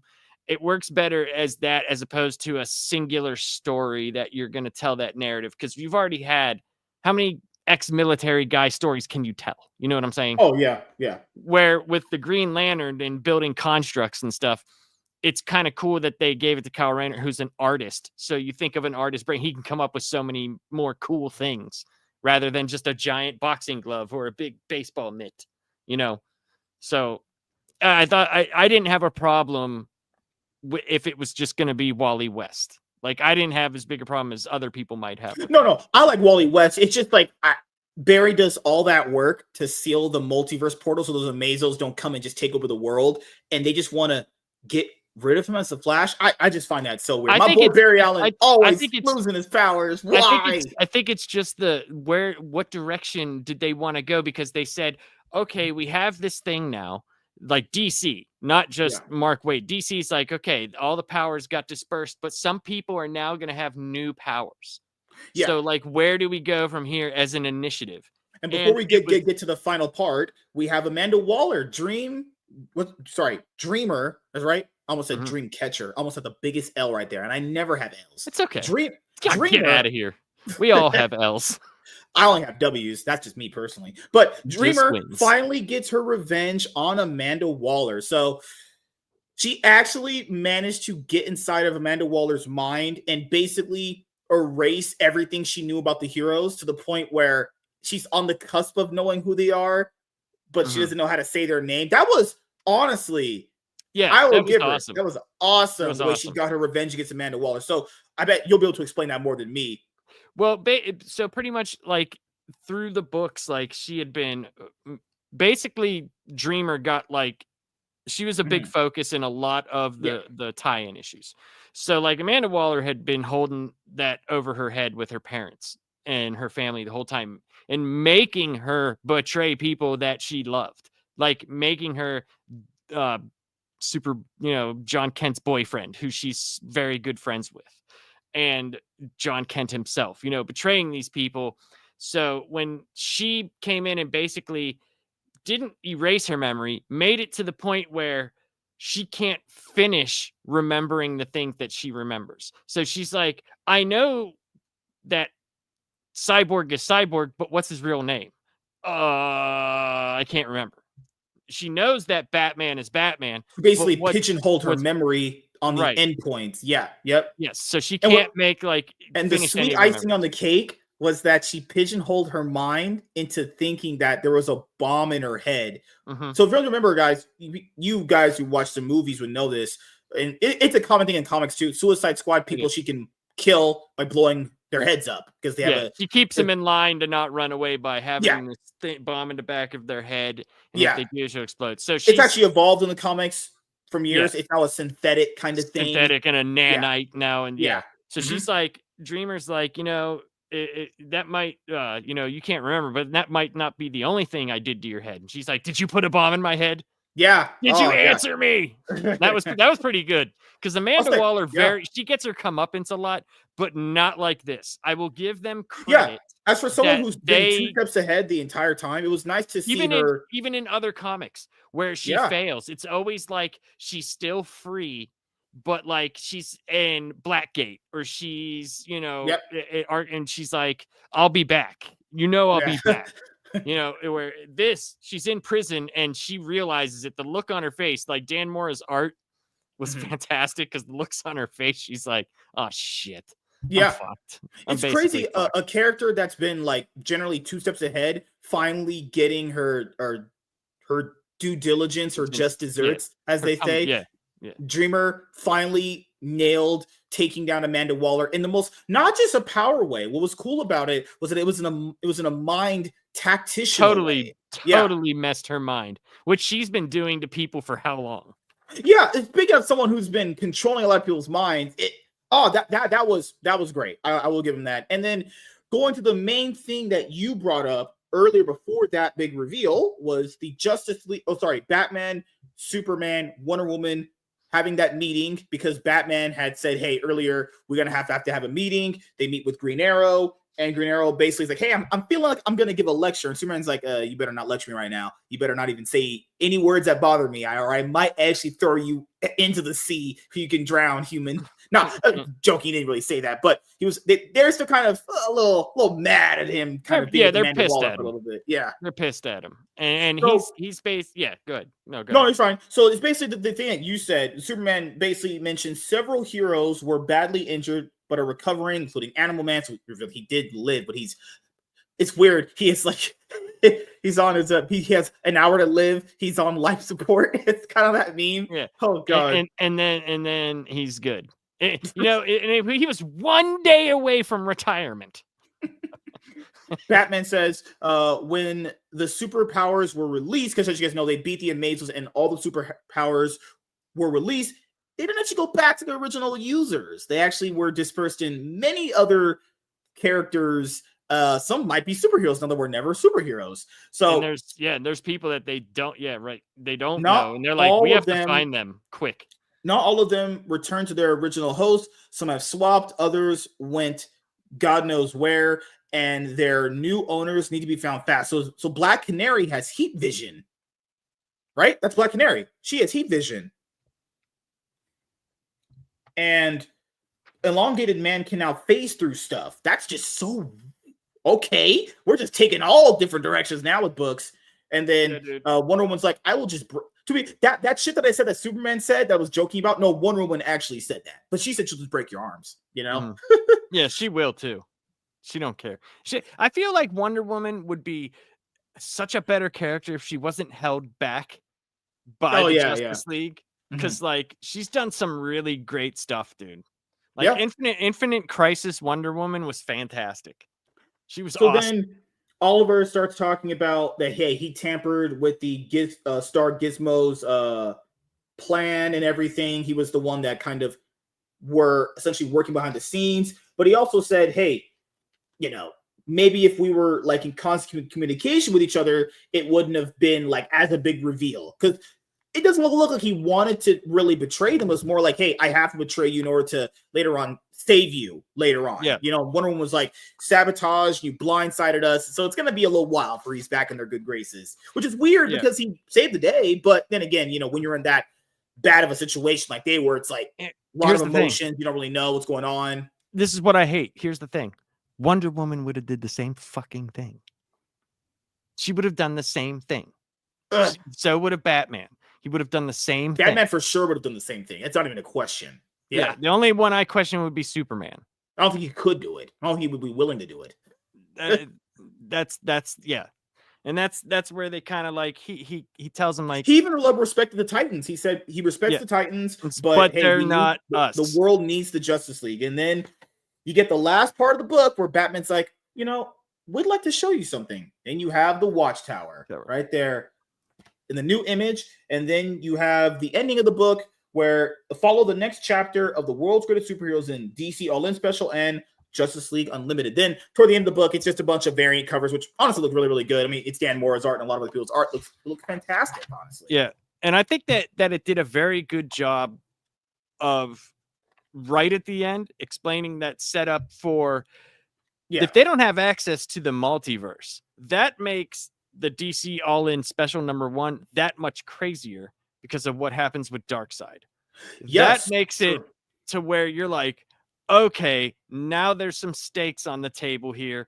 What the fuck is going to happen?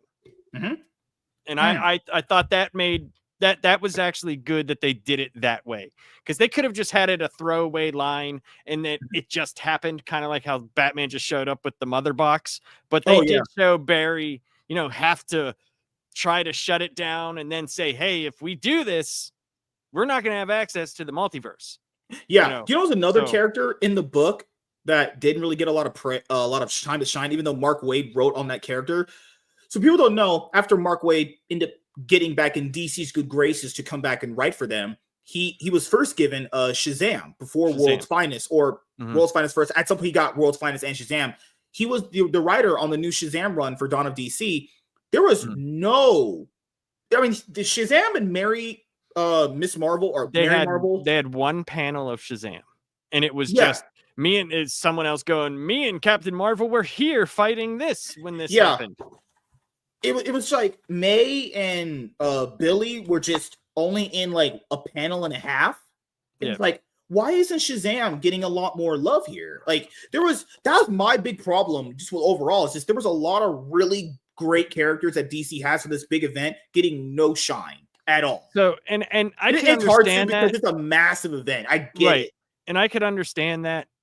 That's why I said, like, kind of when we were talking about the Marvel, if they need a reboot, and I said no, they need to do a giant event, but that would have to take like if DC All-In or Dawn of DC would have done it right, all the stuff leading up to Absolute Power would have happened in every single book. Shazams, Booster Golds, all of this. So if they showed them even just for a panel, at least you knew from all the other stuff that happened, they were a part of the story. Yeah, and of course, it's always going to be told through the Trinity. It's always going to be that. But that's kind of where I'm hoping where they lead with the Absolute Universe, because it's going to have to conflict with Earth 1. It's going to have to. You know, they're going to have some sort of conflict against each other. That's where I hope that a lot of this stuff from the Justice League Unlimited, when they finally get into the fallout of what happened with Darkseid, I hope it involves a lot of the people that are in the Justice League Unlimited, because it makes it less special whenever it's only these 4 characters or 5 characters. Oh, okay. You have a bunch of them in the background saying, okay, yeah, we'll do this. But if they're not involved, it makes it feel like they're when they do finally have a moment and then they don't even get any like fucking time to shine. It's like, why are they here? Well, why did they do that? Right. So what I'm assuming, because I would have to, because now since we're pretty much done with Absolute Power, we can go into All In and later on Justice League Unlimited, all that good stuff. It's one of those things where, is it Justice League Unlimited as far as like anyone can be a hero? Like basically anyone could just go up there and just be a superhero for the Justice League or just be a part of it? So that kind of take away the specialness of it, kind of, So I think what's going to happen, this is just my opinion. So they give out these cards to specific people, and they're card carrying Justice League members, right? And they're these special cards that gives them access to the Watchtower, that gives them a stipend, that gives them blah, blah, all this stuff, right? I'm wondering if there's going to be tiered levels to it at some point, kind of like with the X-Men where they had the Gold Strike Force, the Blue Strike Force. I don't know if there is, but there gotta be, man, because I do not want to read a Justice League book like it was in the early 90s, where it's fucking like these characters that I do not give a shit about, period. Like, and you're on the Justice League. Like when Grant Morrison came in, right, and refined the Justice League, he was literally like saying, like, why does the Justice League suck? Like, who the fuck are these people? Where's Batman? Where's Superman? Where's Green Lantern? Where's, why is this person on the Justice League? Why, like, this is stupid. Like, there needs to be that main team, right? And I understand why they're making it the Unlimited, kind of like the cartoon. I get why they're doing that. But if they don't show them being important, then it's still not going to matter, because I'm not going to give a shit about the freaking, the Blue Beetle episode. Also, like, I'm not going to care. Before I read Justice League Unlimited, it feels like most of the DC heroes from here are going to be a part of it. Like Blue Beetle, Booster Gold, Black Lightning, apparently. I know Black Lightning will be there. Oh, fucking hell. They love their black people in this Justice League, right? Got to have the 2 token black people, Black Lightning and Mr. Terrific. Mr. Terrific, pretty cool character. I like that guy. I like Mr. Terrific. I do. I've read, but I liked Jeff Johns' Justice Society. I thought it was great. So I like Mr. Terrific. So the other thing I will say about the DC Absolute Power hardcover, or just the event as overall, the pacing was rather really fast. There were moments that I think needed to be like settled down, and then there were moments that needed to be accelerated. You had like certain characters talking to each other that needed to be sped up, but then some of the character interactions could have been kind of just more fluid with each other. I feel like when it came to like the DC hero interaction, that was kind of sped up, whereas with the villains, it was, you had to have them have this big, giant dialogue tirade. So I'll ask you, man, what are your closing thoughts on the Absolute Power hardcover from DC Comics? I think the event itself is fine. I think it's fun. It should have, if not included a lot of the main tie-ins that were special, or just the pages that it needed to show from the tie-in. And they could have done like meanwhile and then showed like 4 or 5 pages from this tie-in, or giving context from this tie-in, stuff like that. But overall, as a setup, I thought it was way better paced than the Marvel Hickman one. I think that it was just better paced, but I still think the Ultimate Invasion, the payoffs were better. When you read Ultimate Spider-Man and you read, the other things, I think that they were better, but we'll see whenever we read, the one shot. So the all-in special, we'll see what you think.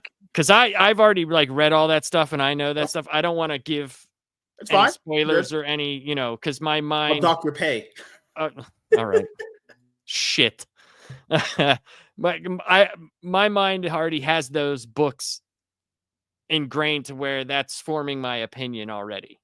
I say this: I like the Absolute Universe better than the Ultimate Universe, but I'm also a DC guy.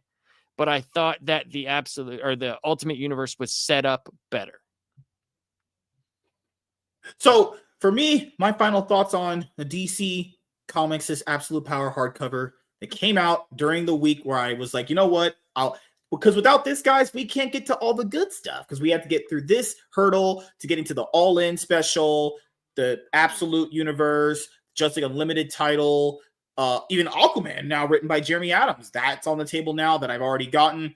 I'll say this, as far as pacing goes, it's always up and down. There's good pacing throughout, but then there's bad pacing.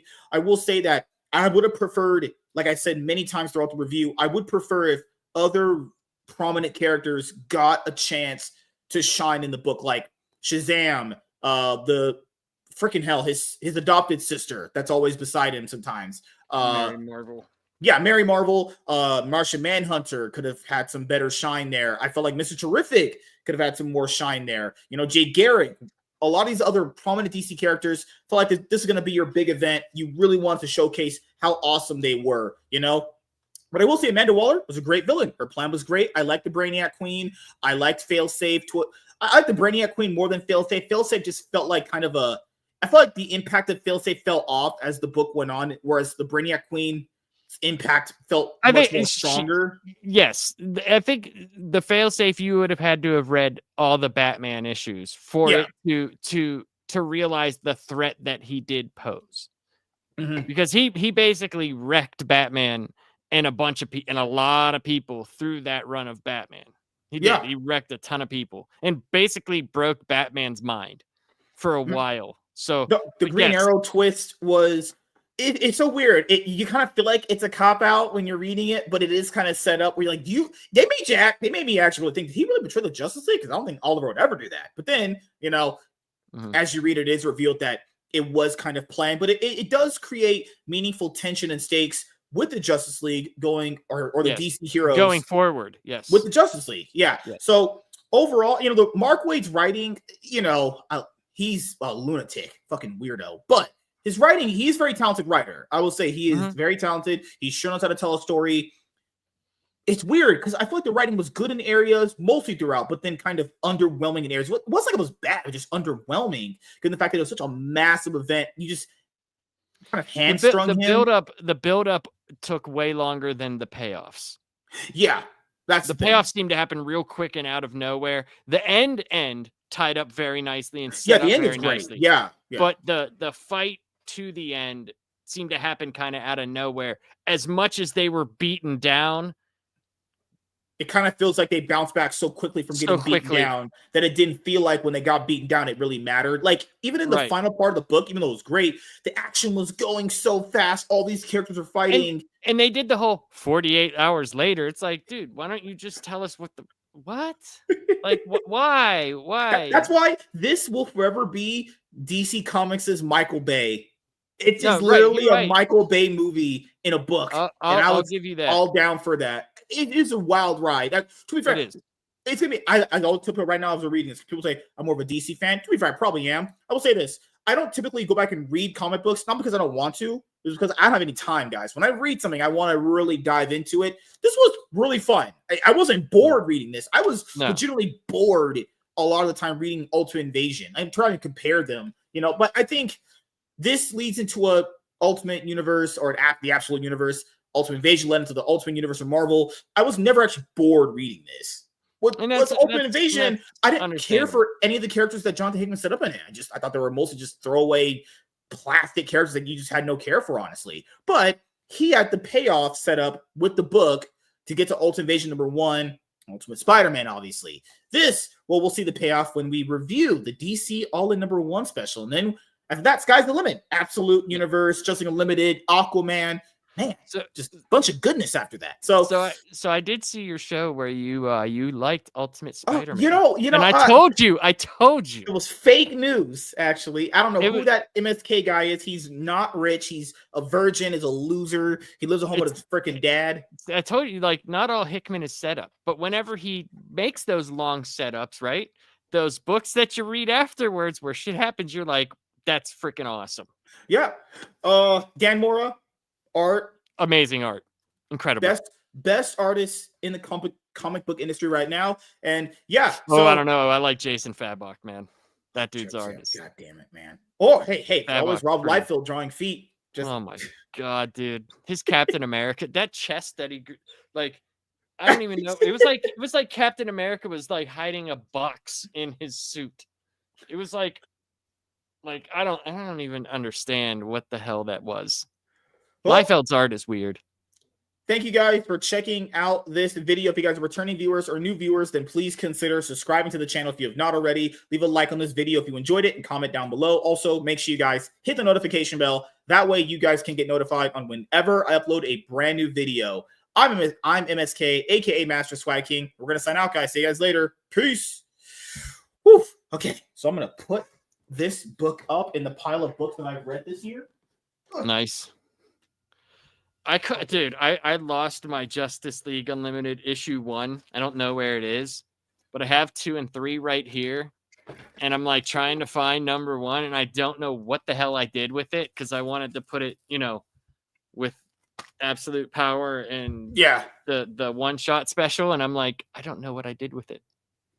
Good God, man. I did the same thing with another book. I just couldn't find it. I was like, I know I bought this. And then I ended up rebuying it at Barnes & Noble's.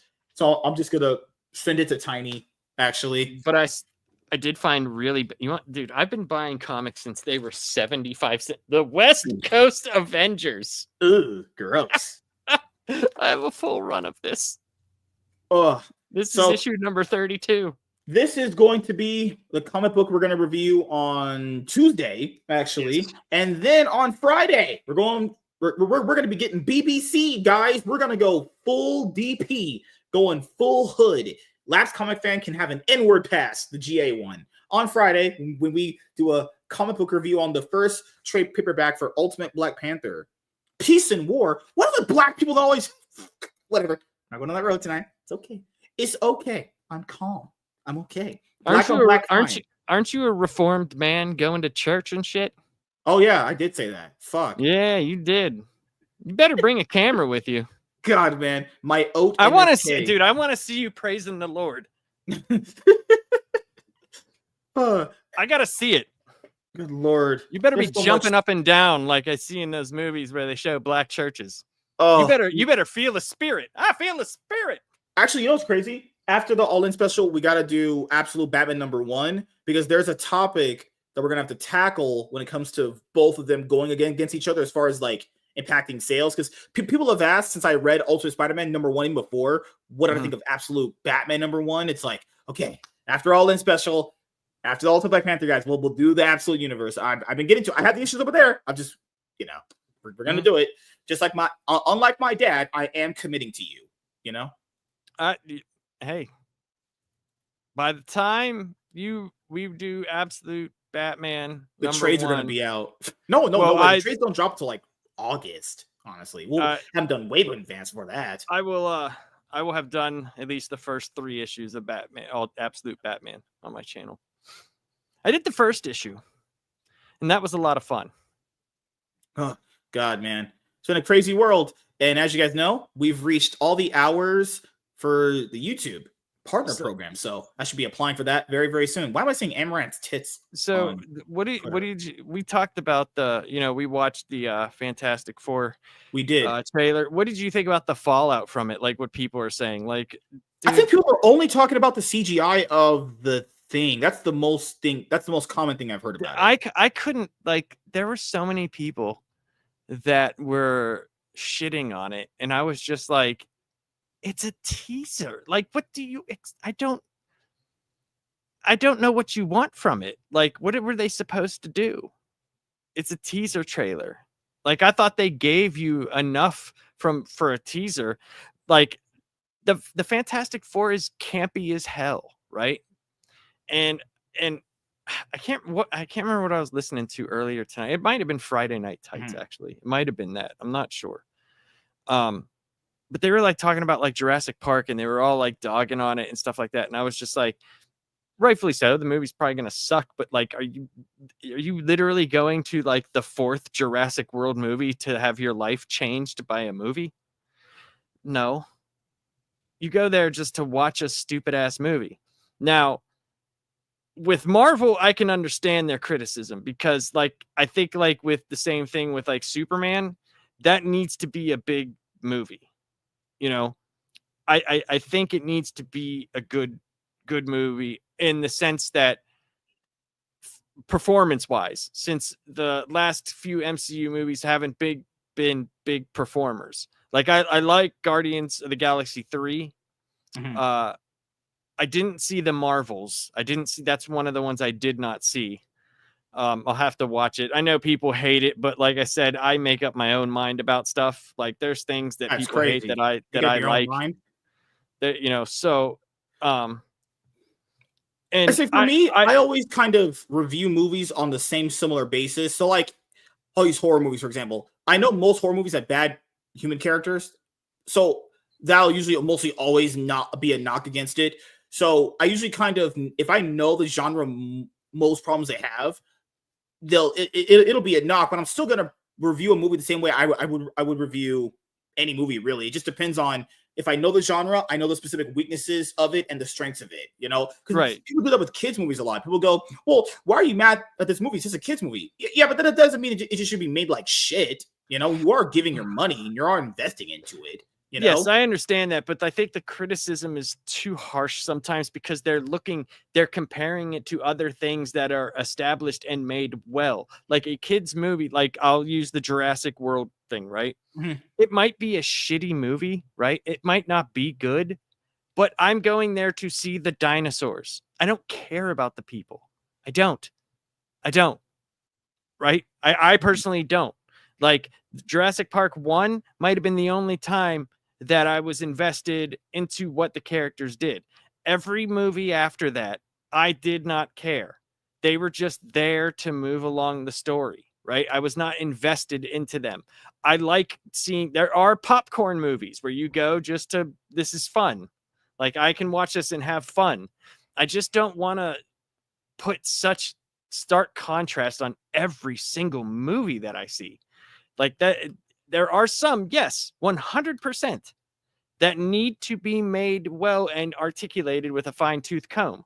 But there are other ones that deal with giant fucking reptiles that I don't need to bring the freaking Gone with the Wind comb over it. Yeah, I think with those movies, they're generally always so hit or miss when it comes to the human characters. I think it's mostly the human characters that people are generally always angry at because the human characters, they have you spend most of the time with them. And it's like, oh my God, could there be like better human characters? But then again, in a world of like that, human characters are going to be pretty much retarded morons anyway, for the most part. That's what I'm saying. We're living in a world where they took dinosaur DNA and made dinosaurs again. Dinosaurs? Like, are you really expecting these characters to be smart? Yeah.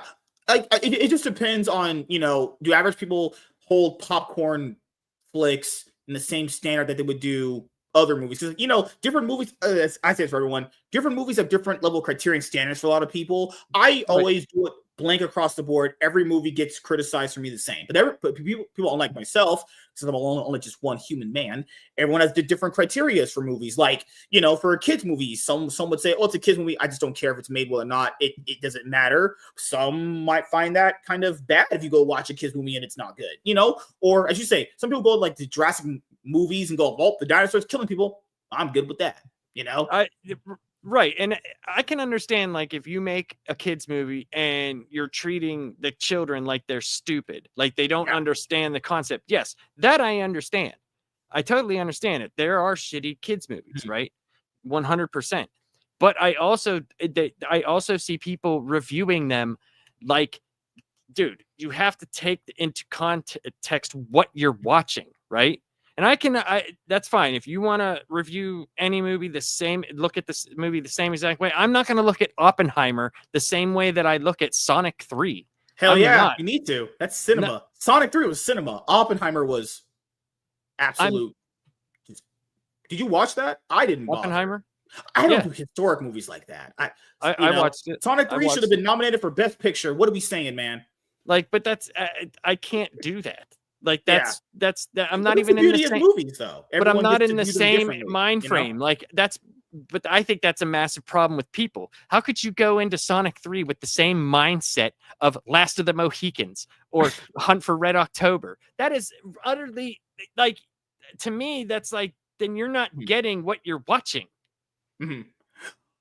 I've always kind of did it that way. I always look at things in a blanket way. It's like if I'm gonna review a movie, I think it's fair if I criticize it and look at it through a lens like I do another movie. Because I feel like I did that movie a service if I didn't give it its due diligence. But the thing is, what you said is also true too. Like if it has the spirit of it, of what it's intended and trying to do, I think that's also a benefit too. So like if a comic book movie doesn't feel like a comic book movie, at the end of the day, I think that should be something to judge it on, because if it doesn't feel like a comic book movie, then feeling is lost and you don't really get the intended purpose behind it. Or like we use a Men in Black, you know, I kind of peeped into Men in Black International. That shouldn't feel like a Men in Black movie to me, so I probably should have hung myself after watching it. So Z brought up a point, right, in the chat. He's like, it's just like Power Rangers. He expects bad dubbing and sound effects, right? So when I first saw Power Rangers, my experience was totally different. It was out of my age group, right? But I was doing tape trading already in Japan. So like in the back of like Z-Force magazine and stuff like that, you could send blank cassettes to Japan and people would So when I got one back, right, I got this tape back, and at the end of it, there was this show, and it was superheroes fighting rubber suited spandex monsters. And I love Godzilla, and I was like, what is this? This is oh my. And literally like 6 months later, I saw a commercial for Power Rangers. And I was like, this is ridiculous, but I love superheroes. I love the whole rubber suited monsters. I love miniatures. I love that type of stuff. So I watched it, and I was just like, okay, I know what this is. The show knows what it is. But if I looked at that with the same context as I looked at, like, you know, anything else, like a TV show. So I'll ask you this: Do you think it would be fair if you're judging Power Rangers to judge it based off of like the other series? Then, so like if you had from Power Rangers, you would judge, like, from your point of view, you would judge best and worst ones from everything involving that series in general, right? Yes. Yeah. Yes. That makes sense. Now, like, that makes sense to me. Like, if you're judging this series off of this series, that's in the same world, right? But like, I look at it like, I can't judge Power Rangers, right? Which is something that I enjoy. It's stupid, right? It knows what it is. I cannot judge that the same way that I would say, like, the Penguin show on HBO Max. Yeah. Like, how could I do that? You see what I'm saying? Like, that's what you're saying. Yeah. That for me is disingenuous. I could understand if you're saying, like, I don't like the way that it's filmed. I don't like the camera angle. I don't like fine. Totally understand that. But some people are out there, like, talking about the story. It's fucking Power Rangers. Yeah. Like, well, then, because I'll ask you this: Do you think things like Power Rangers should have a well-written story then? Yeah, a lot of them do have a very cohesive story, but there is Monster of the Week episodes, just like X-Files. X-Files, there's an underlying story, right? But there's also the Monster of the Week episodes that fill in the gaps between the main story. Yeah. I always think at least something, because that's the thing is, like, Fast and Furious, people go like, well, it's just kind of mindless and stupid. Well, I kind of have known that. You kind of can tell that it's mindless and stupid from, like, number 4, 5, they really start going all crazy. It's just one of those things where, what are people really looking for as far as getting out of the movies? Because you'll have critics that'll be like, hey, they're looking at it from a technical story, pacing, dialogue aspect. And you have like the casual audience that are looking at, oh, if I just had a good time, I'm cool with it. You know, right? It's always the difference of how one's perception of a movie series goes, or a movie, you know. And I will tell you this: as you get older, you either stick, because I was just like that when I was younger. Like, when I was in my 20s, everything had to be of a certain caliber. It had to be.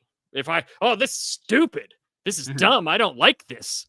And whenever you get older, right, and you experience, you get older, that's crazy. When you get older, especially when you have children and you experience things through their eyes, and you get these different perceptions of stuff, it also lends you to a whole other world of storytelling that could be just as satisfactory as something that challenges your mind. Sometimes I don't want to fucking sit down after fucking 12 hours of work and dealing with my child who's being unruly that day and watch something to where I'm like, oh, this was so thought-provoking. Oh my goodness, you got to see this movie. It changed my world. No, dude. Sometimes I want to sit down and watch Godzilla eat people. That's it. That's all I want to do. You might be insane. You want to see Godzilla eat people? That's crazy.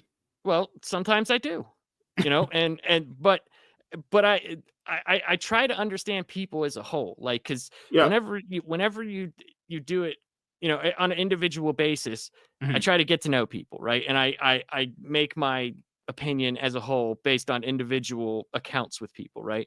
So it's like, it's very hard whenever you have a set group of people, right? Like how if we had, like, say, I've always wanted to do a show kind of how they do Friday Night Tights, but with different people's opinions. I hate whenever every single person says the same fucking thing. It's like, dude, I get it. You don't like it. Okay, let's go to this person. Oh, and I did not like this. That's kind of what happens when you have people of a similar mindset. Or I would say this. It's also the same. But it doesn't challenge anybody. It doesn't challenge you to think differently. And you guys, all these people want to be so thought-provoking and they want to get the most out of stuff. So what? You surround yourself with people who are like-minded? Why don't you get some people in there that have a difference of opinion to challenge your thought process? Well, then, because I'll ask you this: do you not think that ever happened? Do you not think like maybe they tried to get people that? No, I'm just saying. I was just using that particular show as a reference. There are other shows that I watch that are like that. That just happened to be the show that was on today because it's Friday. Yeah, it's always Friday. It's one of these things where people have accused my show being that way too. It's not something that's intentional.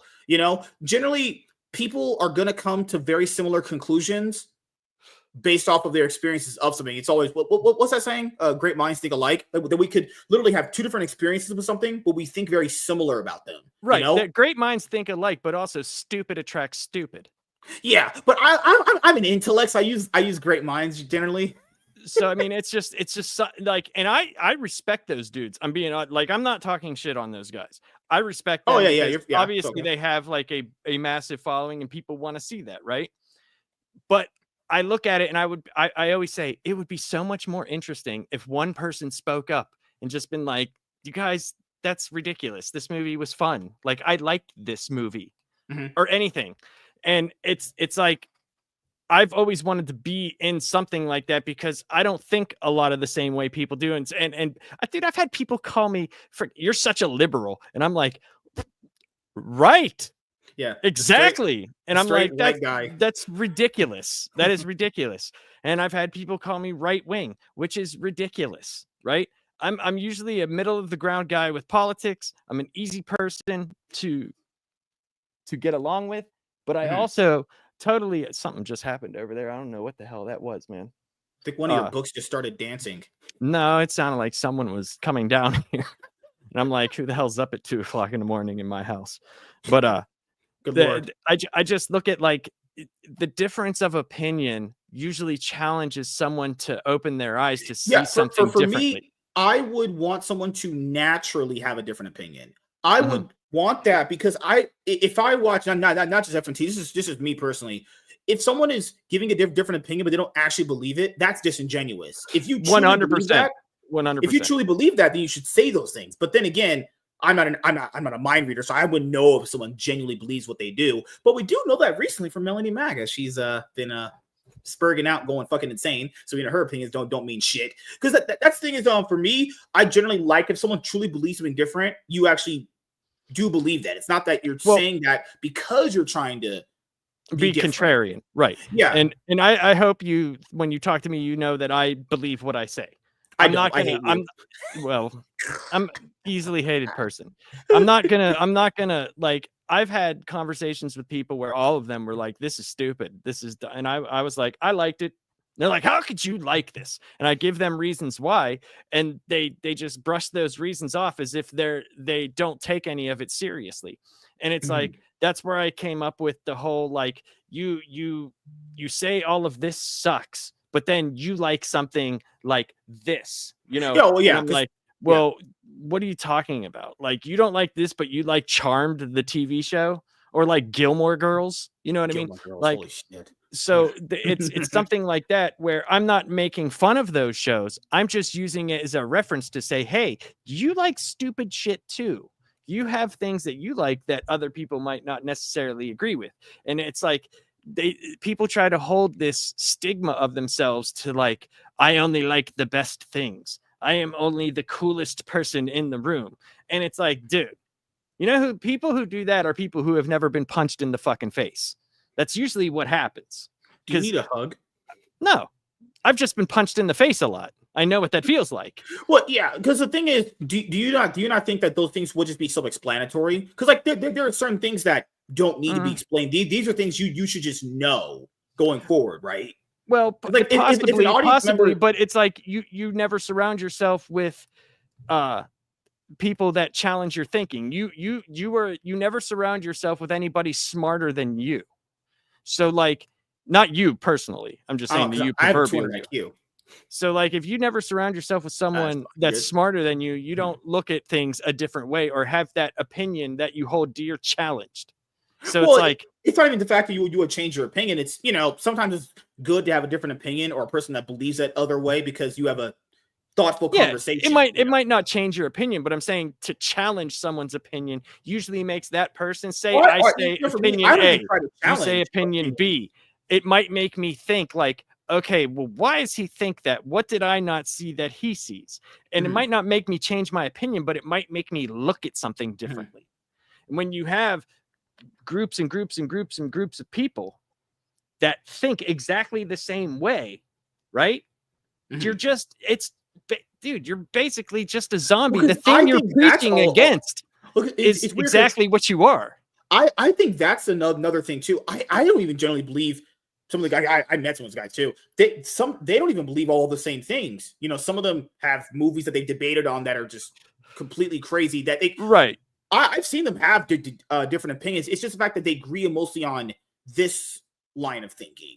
You know? Well, I'm not talking about that show still. I'm talking about people in general. Oh no, I was saying people in general too, because even at the end of the day, no one 100% agrees with someone on everything anyway. That's not possible unless you're literally, you know, but that's NPC. That's kind of what I'm saying though. Like, is YouTube where it should be a place of freedom of thought. We're getting less and less there. We're getting to A and B as opposed to A, B, C, D, E, F, G.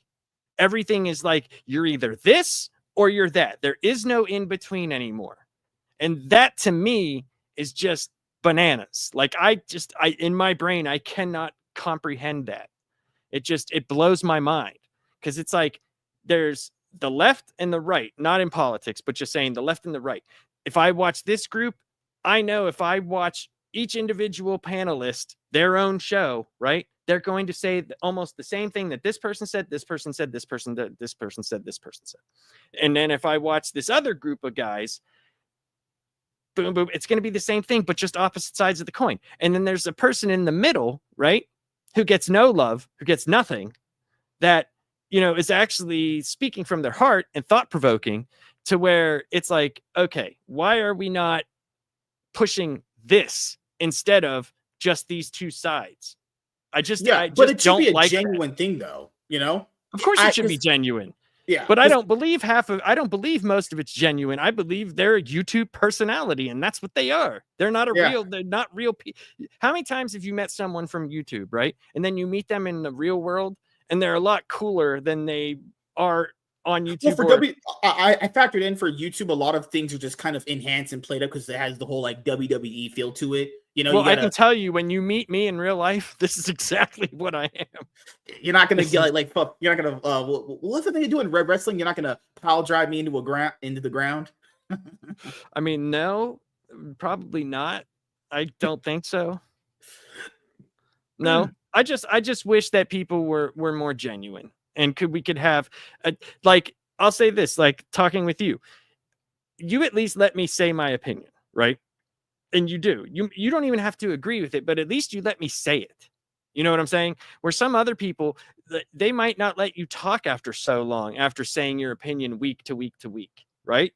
Because I've had that happen. I've been on other people's shows to where they were like, hey, we're not going to have you back next week after I've been on there for a while.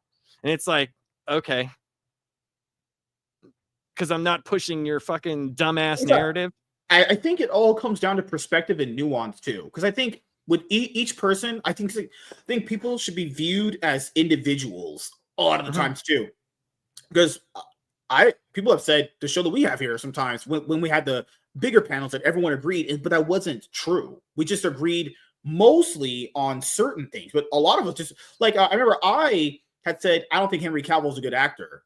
Everyone disagreed with me on that. I just don't think he's a good actor at all. I think he's pretty overrated. He has like one good acting performance that I've ever seen him do, which is Mission Impossible 6, Mission Impossible Fallout he was in. A lot of people disagree with me about that. There's a ton of things people disagree on. I think it comes down to the fact that if an opinion sounds very similar to another one, a lot of people think they're agreeing. When in reality, I could technically agree with you on something, but not fully agree with you on something.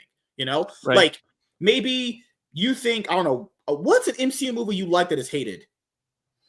I don't know. Like there'll be movies. Let's just say Thor 2. Say I like Thor 2. And I know this man does not like Thor 2. That movie stinks. But you know, if you said, "Hey," I actually kind of do because I liked Malekith. I have a lot of Malekith, right? Malekith, yeah. Whatever. The Dark Elves. Yeah, it's. I just thought they used him wrong, but I didn't have the problem that most people had with the movie. Yeah, like we'll just use that as an example. Some people might not like the movie, but for different reasons. But those reasons could be very similar, you know. Right. But then again, it's always hard to say. I always just kind of judge it by a case by case basis, like John Campia's show. You know, it's like, are they going to agree with that guy because he's kind of paying their bills, or are they generally not agreeing? There you go. That's also the other thing too. Yeah, money plays into it as well. Like if someone's getting paid on something, then it's really hard to tell if someone is giving their genuine opinion versus like, hey, if I say my genuine opinion, I might be axed. You know, that's if money is getting played. Because, you know, I pay you guys like fat contracts here, so money will never be into play, you know? I just think when it comes to movie discussions, generally, I have actually a different opinion. Me, I think if you say you like a movie, then people just assume you're a shill. When in reality, I ain't getting paid from a company. I'm just telling you how I feel. Now, if someone says, like, I dislike a movie, then they're just speaking facts. They're just like, oh, yeah, dude, you're doing good. I don't know why it's flipped so hard. If you say you like something, you're a shill. You don't know anything about movies. Your movie opinion's trash. But if you say you dislike a movie and you list all the reasons why you didn't like it, you're just speaking facts and you're speaking truth. And it's like, what? That's actually putting people in a box to the point where unless they literally say they don't like the movie that you don't like, you think they're not being genuine. That's crazy. That's not because it's literally because the narrative by the bigger people in social media and like, this there platform are shills out there. I'm not saying there's not shills, 100%. There are, but bigger YouTubers put out this thing that anything that comes out now is woke. And everything is this, and it's intersectional feminism, and it's all this shit, right? And it's like, dude, some people just want to enjoy a movie. I'm not looking at it in that way. Does it have those things? It could possibly have those things, impact right? The experience, probably, right? Maybe, right? Yeah. It could. Those are usually red flags. I always take those things as red flags because the thing is when someone would go watch any of those movies that have that shit in there, and those red flags they do know that they exist. It's very plausible that movie came out like shit. I would imagine they would. Those red flags are there, but it doesn't automatically mean just because there are red flags that it's going to be bad either. You know. Well, what I'm getting at is then whenever that narrative becomes established, say that some movie has that, right? Now, any movie that even has remotely anything like that, all of a sudden those tags are attached to it. So automatically the movie is shit. So when you talk shit on it, people are like, oh, dude, yeah, he's spitting facts. He's this. He's that. When it's like, dude, that was not in the movie. Like that literally had nothing to do with it. But since the narrative for so long has been this, you know what's crazy? That's what it is. For and movies, I can just generally like deal with that. it. For movies, I can generally deal with it because it's always different. It's like a soup. You're putting in potatoes, carrots, shit, Lysol, bleach, you know, in a shit soup. What soup are you eating? The one that murders you in less than 2 seconds after eating that. At least you're gonna shit clean. That's no, you're dead. There's bleach in there. You're dead. But you put Lysol in it. It's gonna You're smell dead. good. You're fucking dead. Right. Comic books has that a lot too. Like, if people don't know, when it comes to comic books, this is one of the nerd hobbies where someone could fake watching a movie and talk about it. Because with movies, you can kind of talk about a movie in one way, where you could talk about another movie. Reading comics, you can't. Yeah, people will post like out of context comic panels.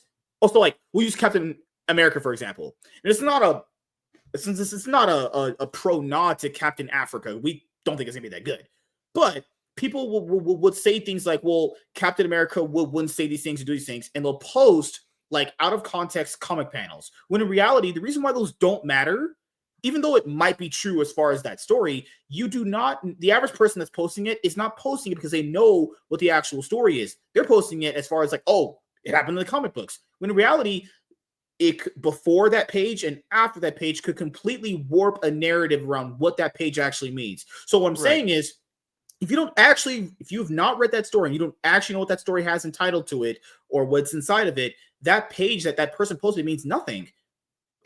When people will post pictures like Captain America said this in one book, well, Captain America said this in another book, those mean nothing to me. Want to know why? Because I know you haven't read those stories, so I know you don't know what the stories are about.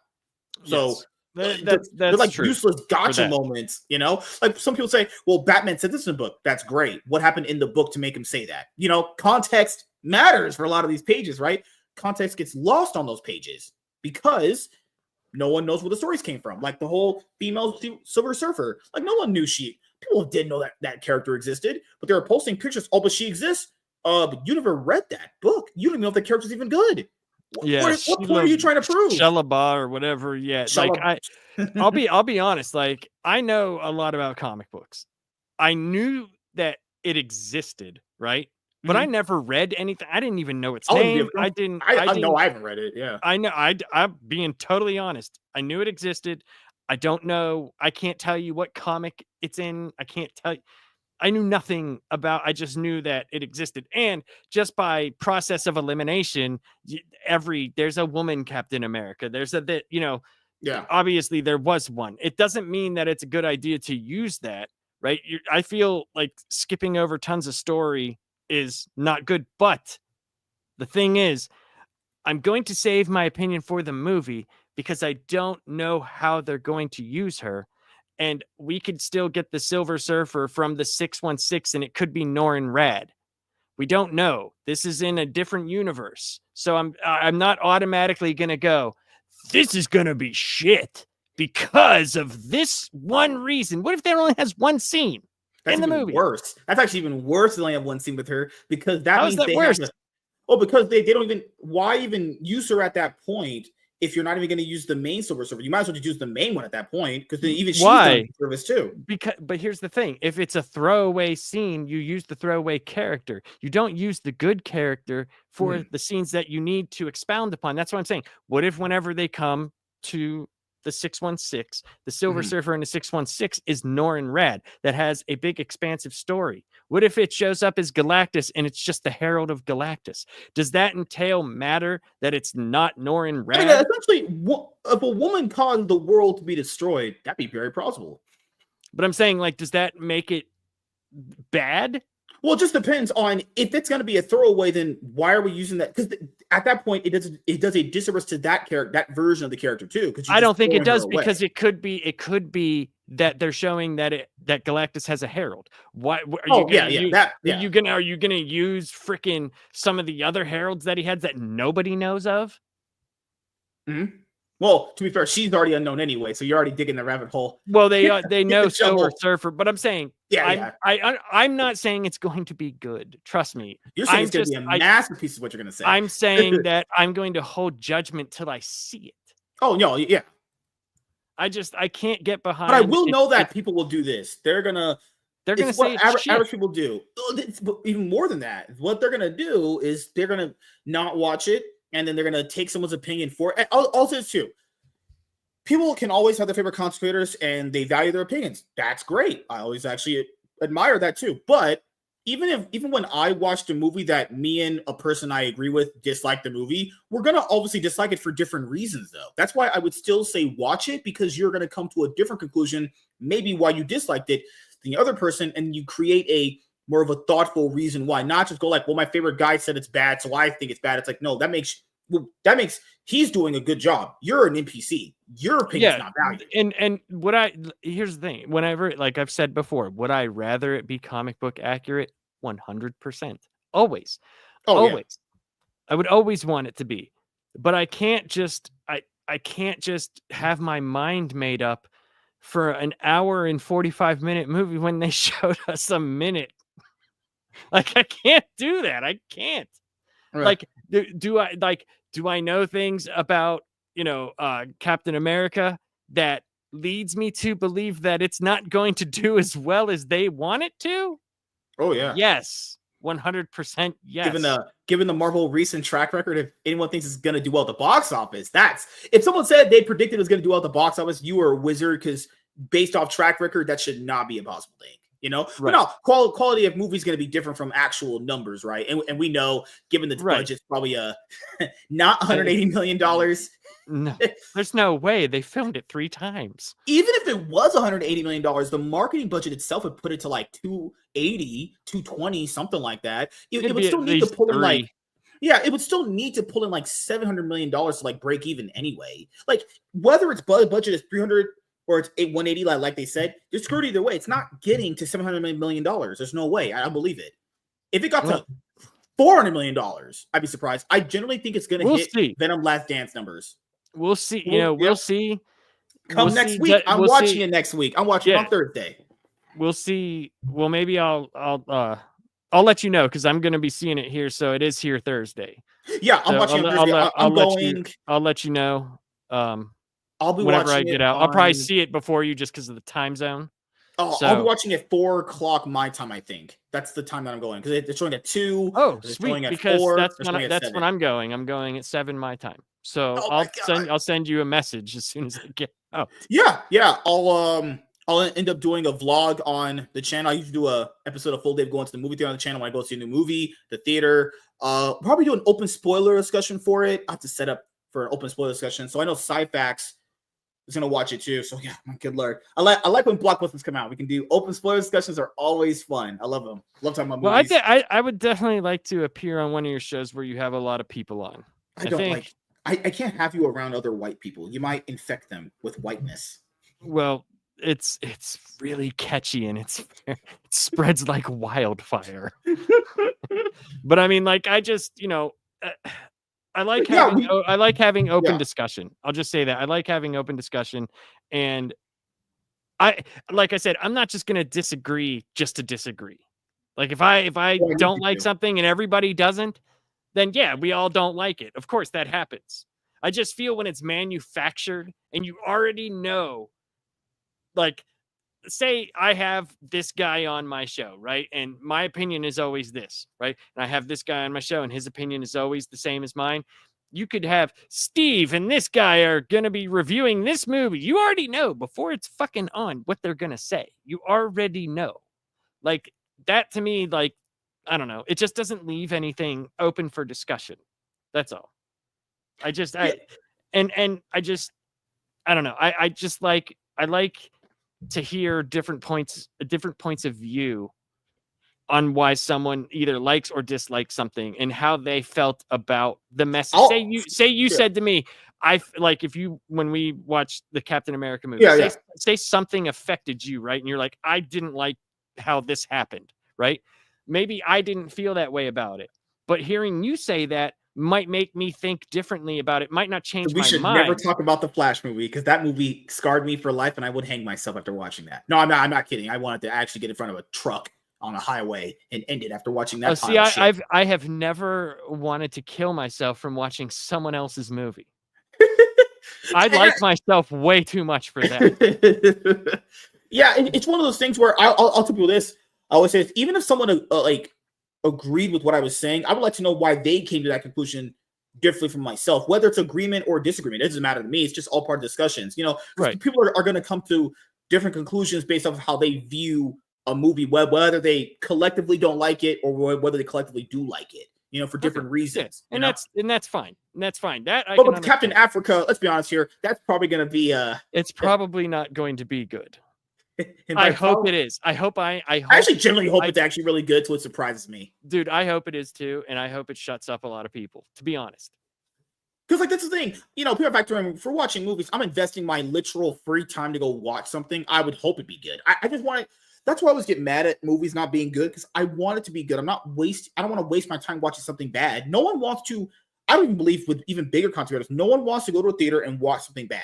Nobody wants to go to the theater. Now, what's different is, I'll tell you this, I loved watching Rings of Power because I thought that was awful. I thought that was so bad. And every week, me and my brother would talk to each other and we'd be like, dude, this is... Once you said you liked the Rings of Power, I almost had a stroke. I was like, this one was had me in the first half, not going to lie. No. I thought I've read a lot of Tolkien, and my brother's a real big Tolkien guy, like really, like he could tell you on page 37 and paragraph 2, you know, like he's that type of guy, and he'll tell me all this stuff. So I've read the stuff he's told me to read, and we'll watch something and he'll go. It's the only time I can get him motivated to like really go deep into something. So it's like when it's something about Tolkien. So it's like, it's funny to me. Oh, damn, what are they doing? Oh my God, this UFC fight is crazy. Yeah, UFC is usually pretty nuts, dude. Pretty bloody. Oh, that's gross. Good Lord. I like UFC. God, man. I make a lot of money on UFC, so you ready to watch more Mike Tyson fights? No. Well, versus Jake Paul? Oh God, that was a shit show last year. That's the worst event I've seen in a while. I mean, like, dude, I boxing is my favorite sport.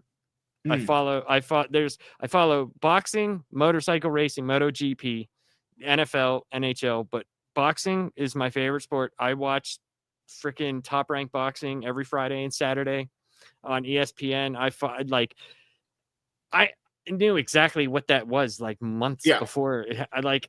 People were like, "Oh man, Tyson's gonna knock him out in this." I can hear you. I talked to my neighbor really quickly. Just keep talking. I can literally still hear you. Right, give me 1 second. Yeah, you're fine. Go ahead. You're good. I think we can handle this. But yeah, I knew exactly what that was going to be before it happened. But anyway, so guys, how's everybody doing in the chat? You guys all good? Everybody doing good? I'm glad you're good.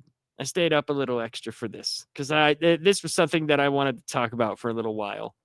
Was, you know, it's tiresome to go on YouTube and have to pick one of two sides of the coin. Either I'm going to hear about how this movie was awesome, or I'm going to hear about how this movie was terrible. So I just wanted to talk to him about it. So it was a nice conversation we had, I thought. I hate your guts, and I would love to strangle you afterwards. Well, I mean, I might look skinny on camera, but I'm actually pretty big. So you might have to stay on your tippy toes. That's not good. How about I retract all my statement? I further denounce myself as a big buff black guy. But yeah, man. Hey, I'm gonna go to bed. Yeah, you said you're gonna be putting out content on your channel this week, right? You said you already had some stuff done. Yeah, I'm gonna be finishing editing, so it should be out. One might be out this weekend. I'm not positive because I tomorrow I'm really busy, and then Super Bowl Sunday. I know I'm gonna be watching that. Oh yeah, me too. So, yeah. But I'll probably be editing in the morning. I'm hoping for like Monday, Tuesday to have 1 or 2 videos out.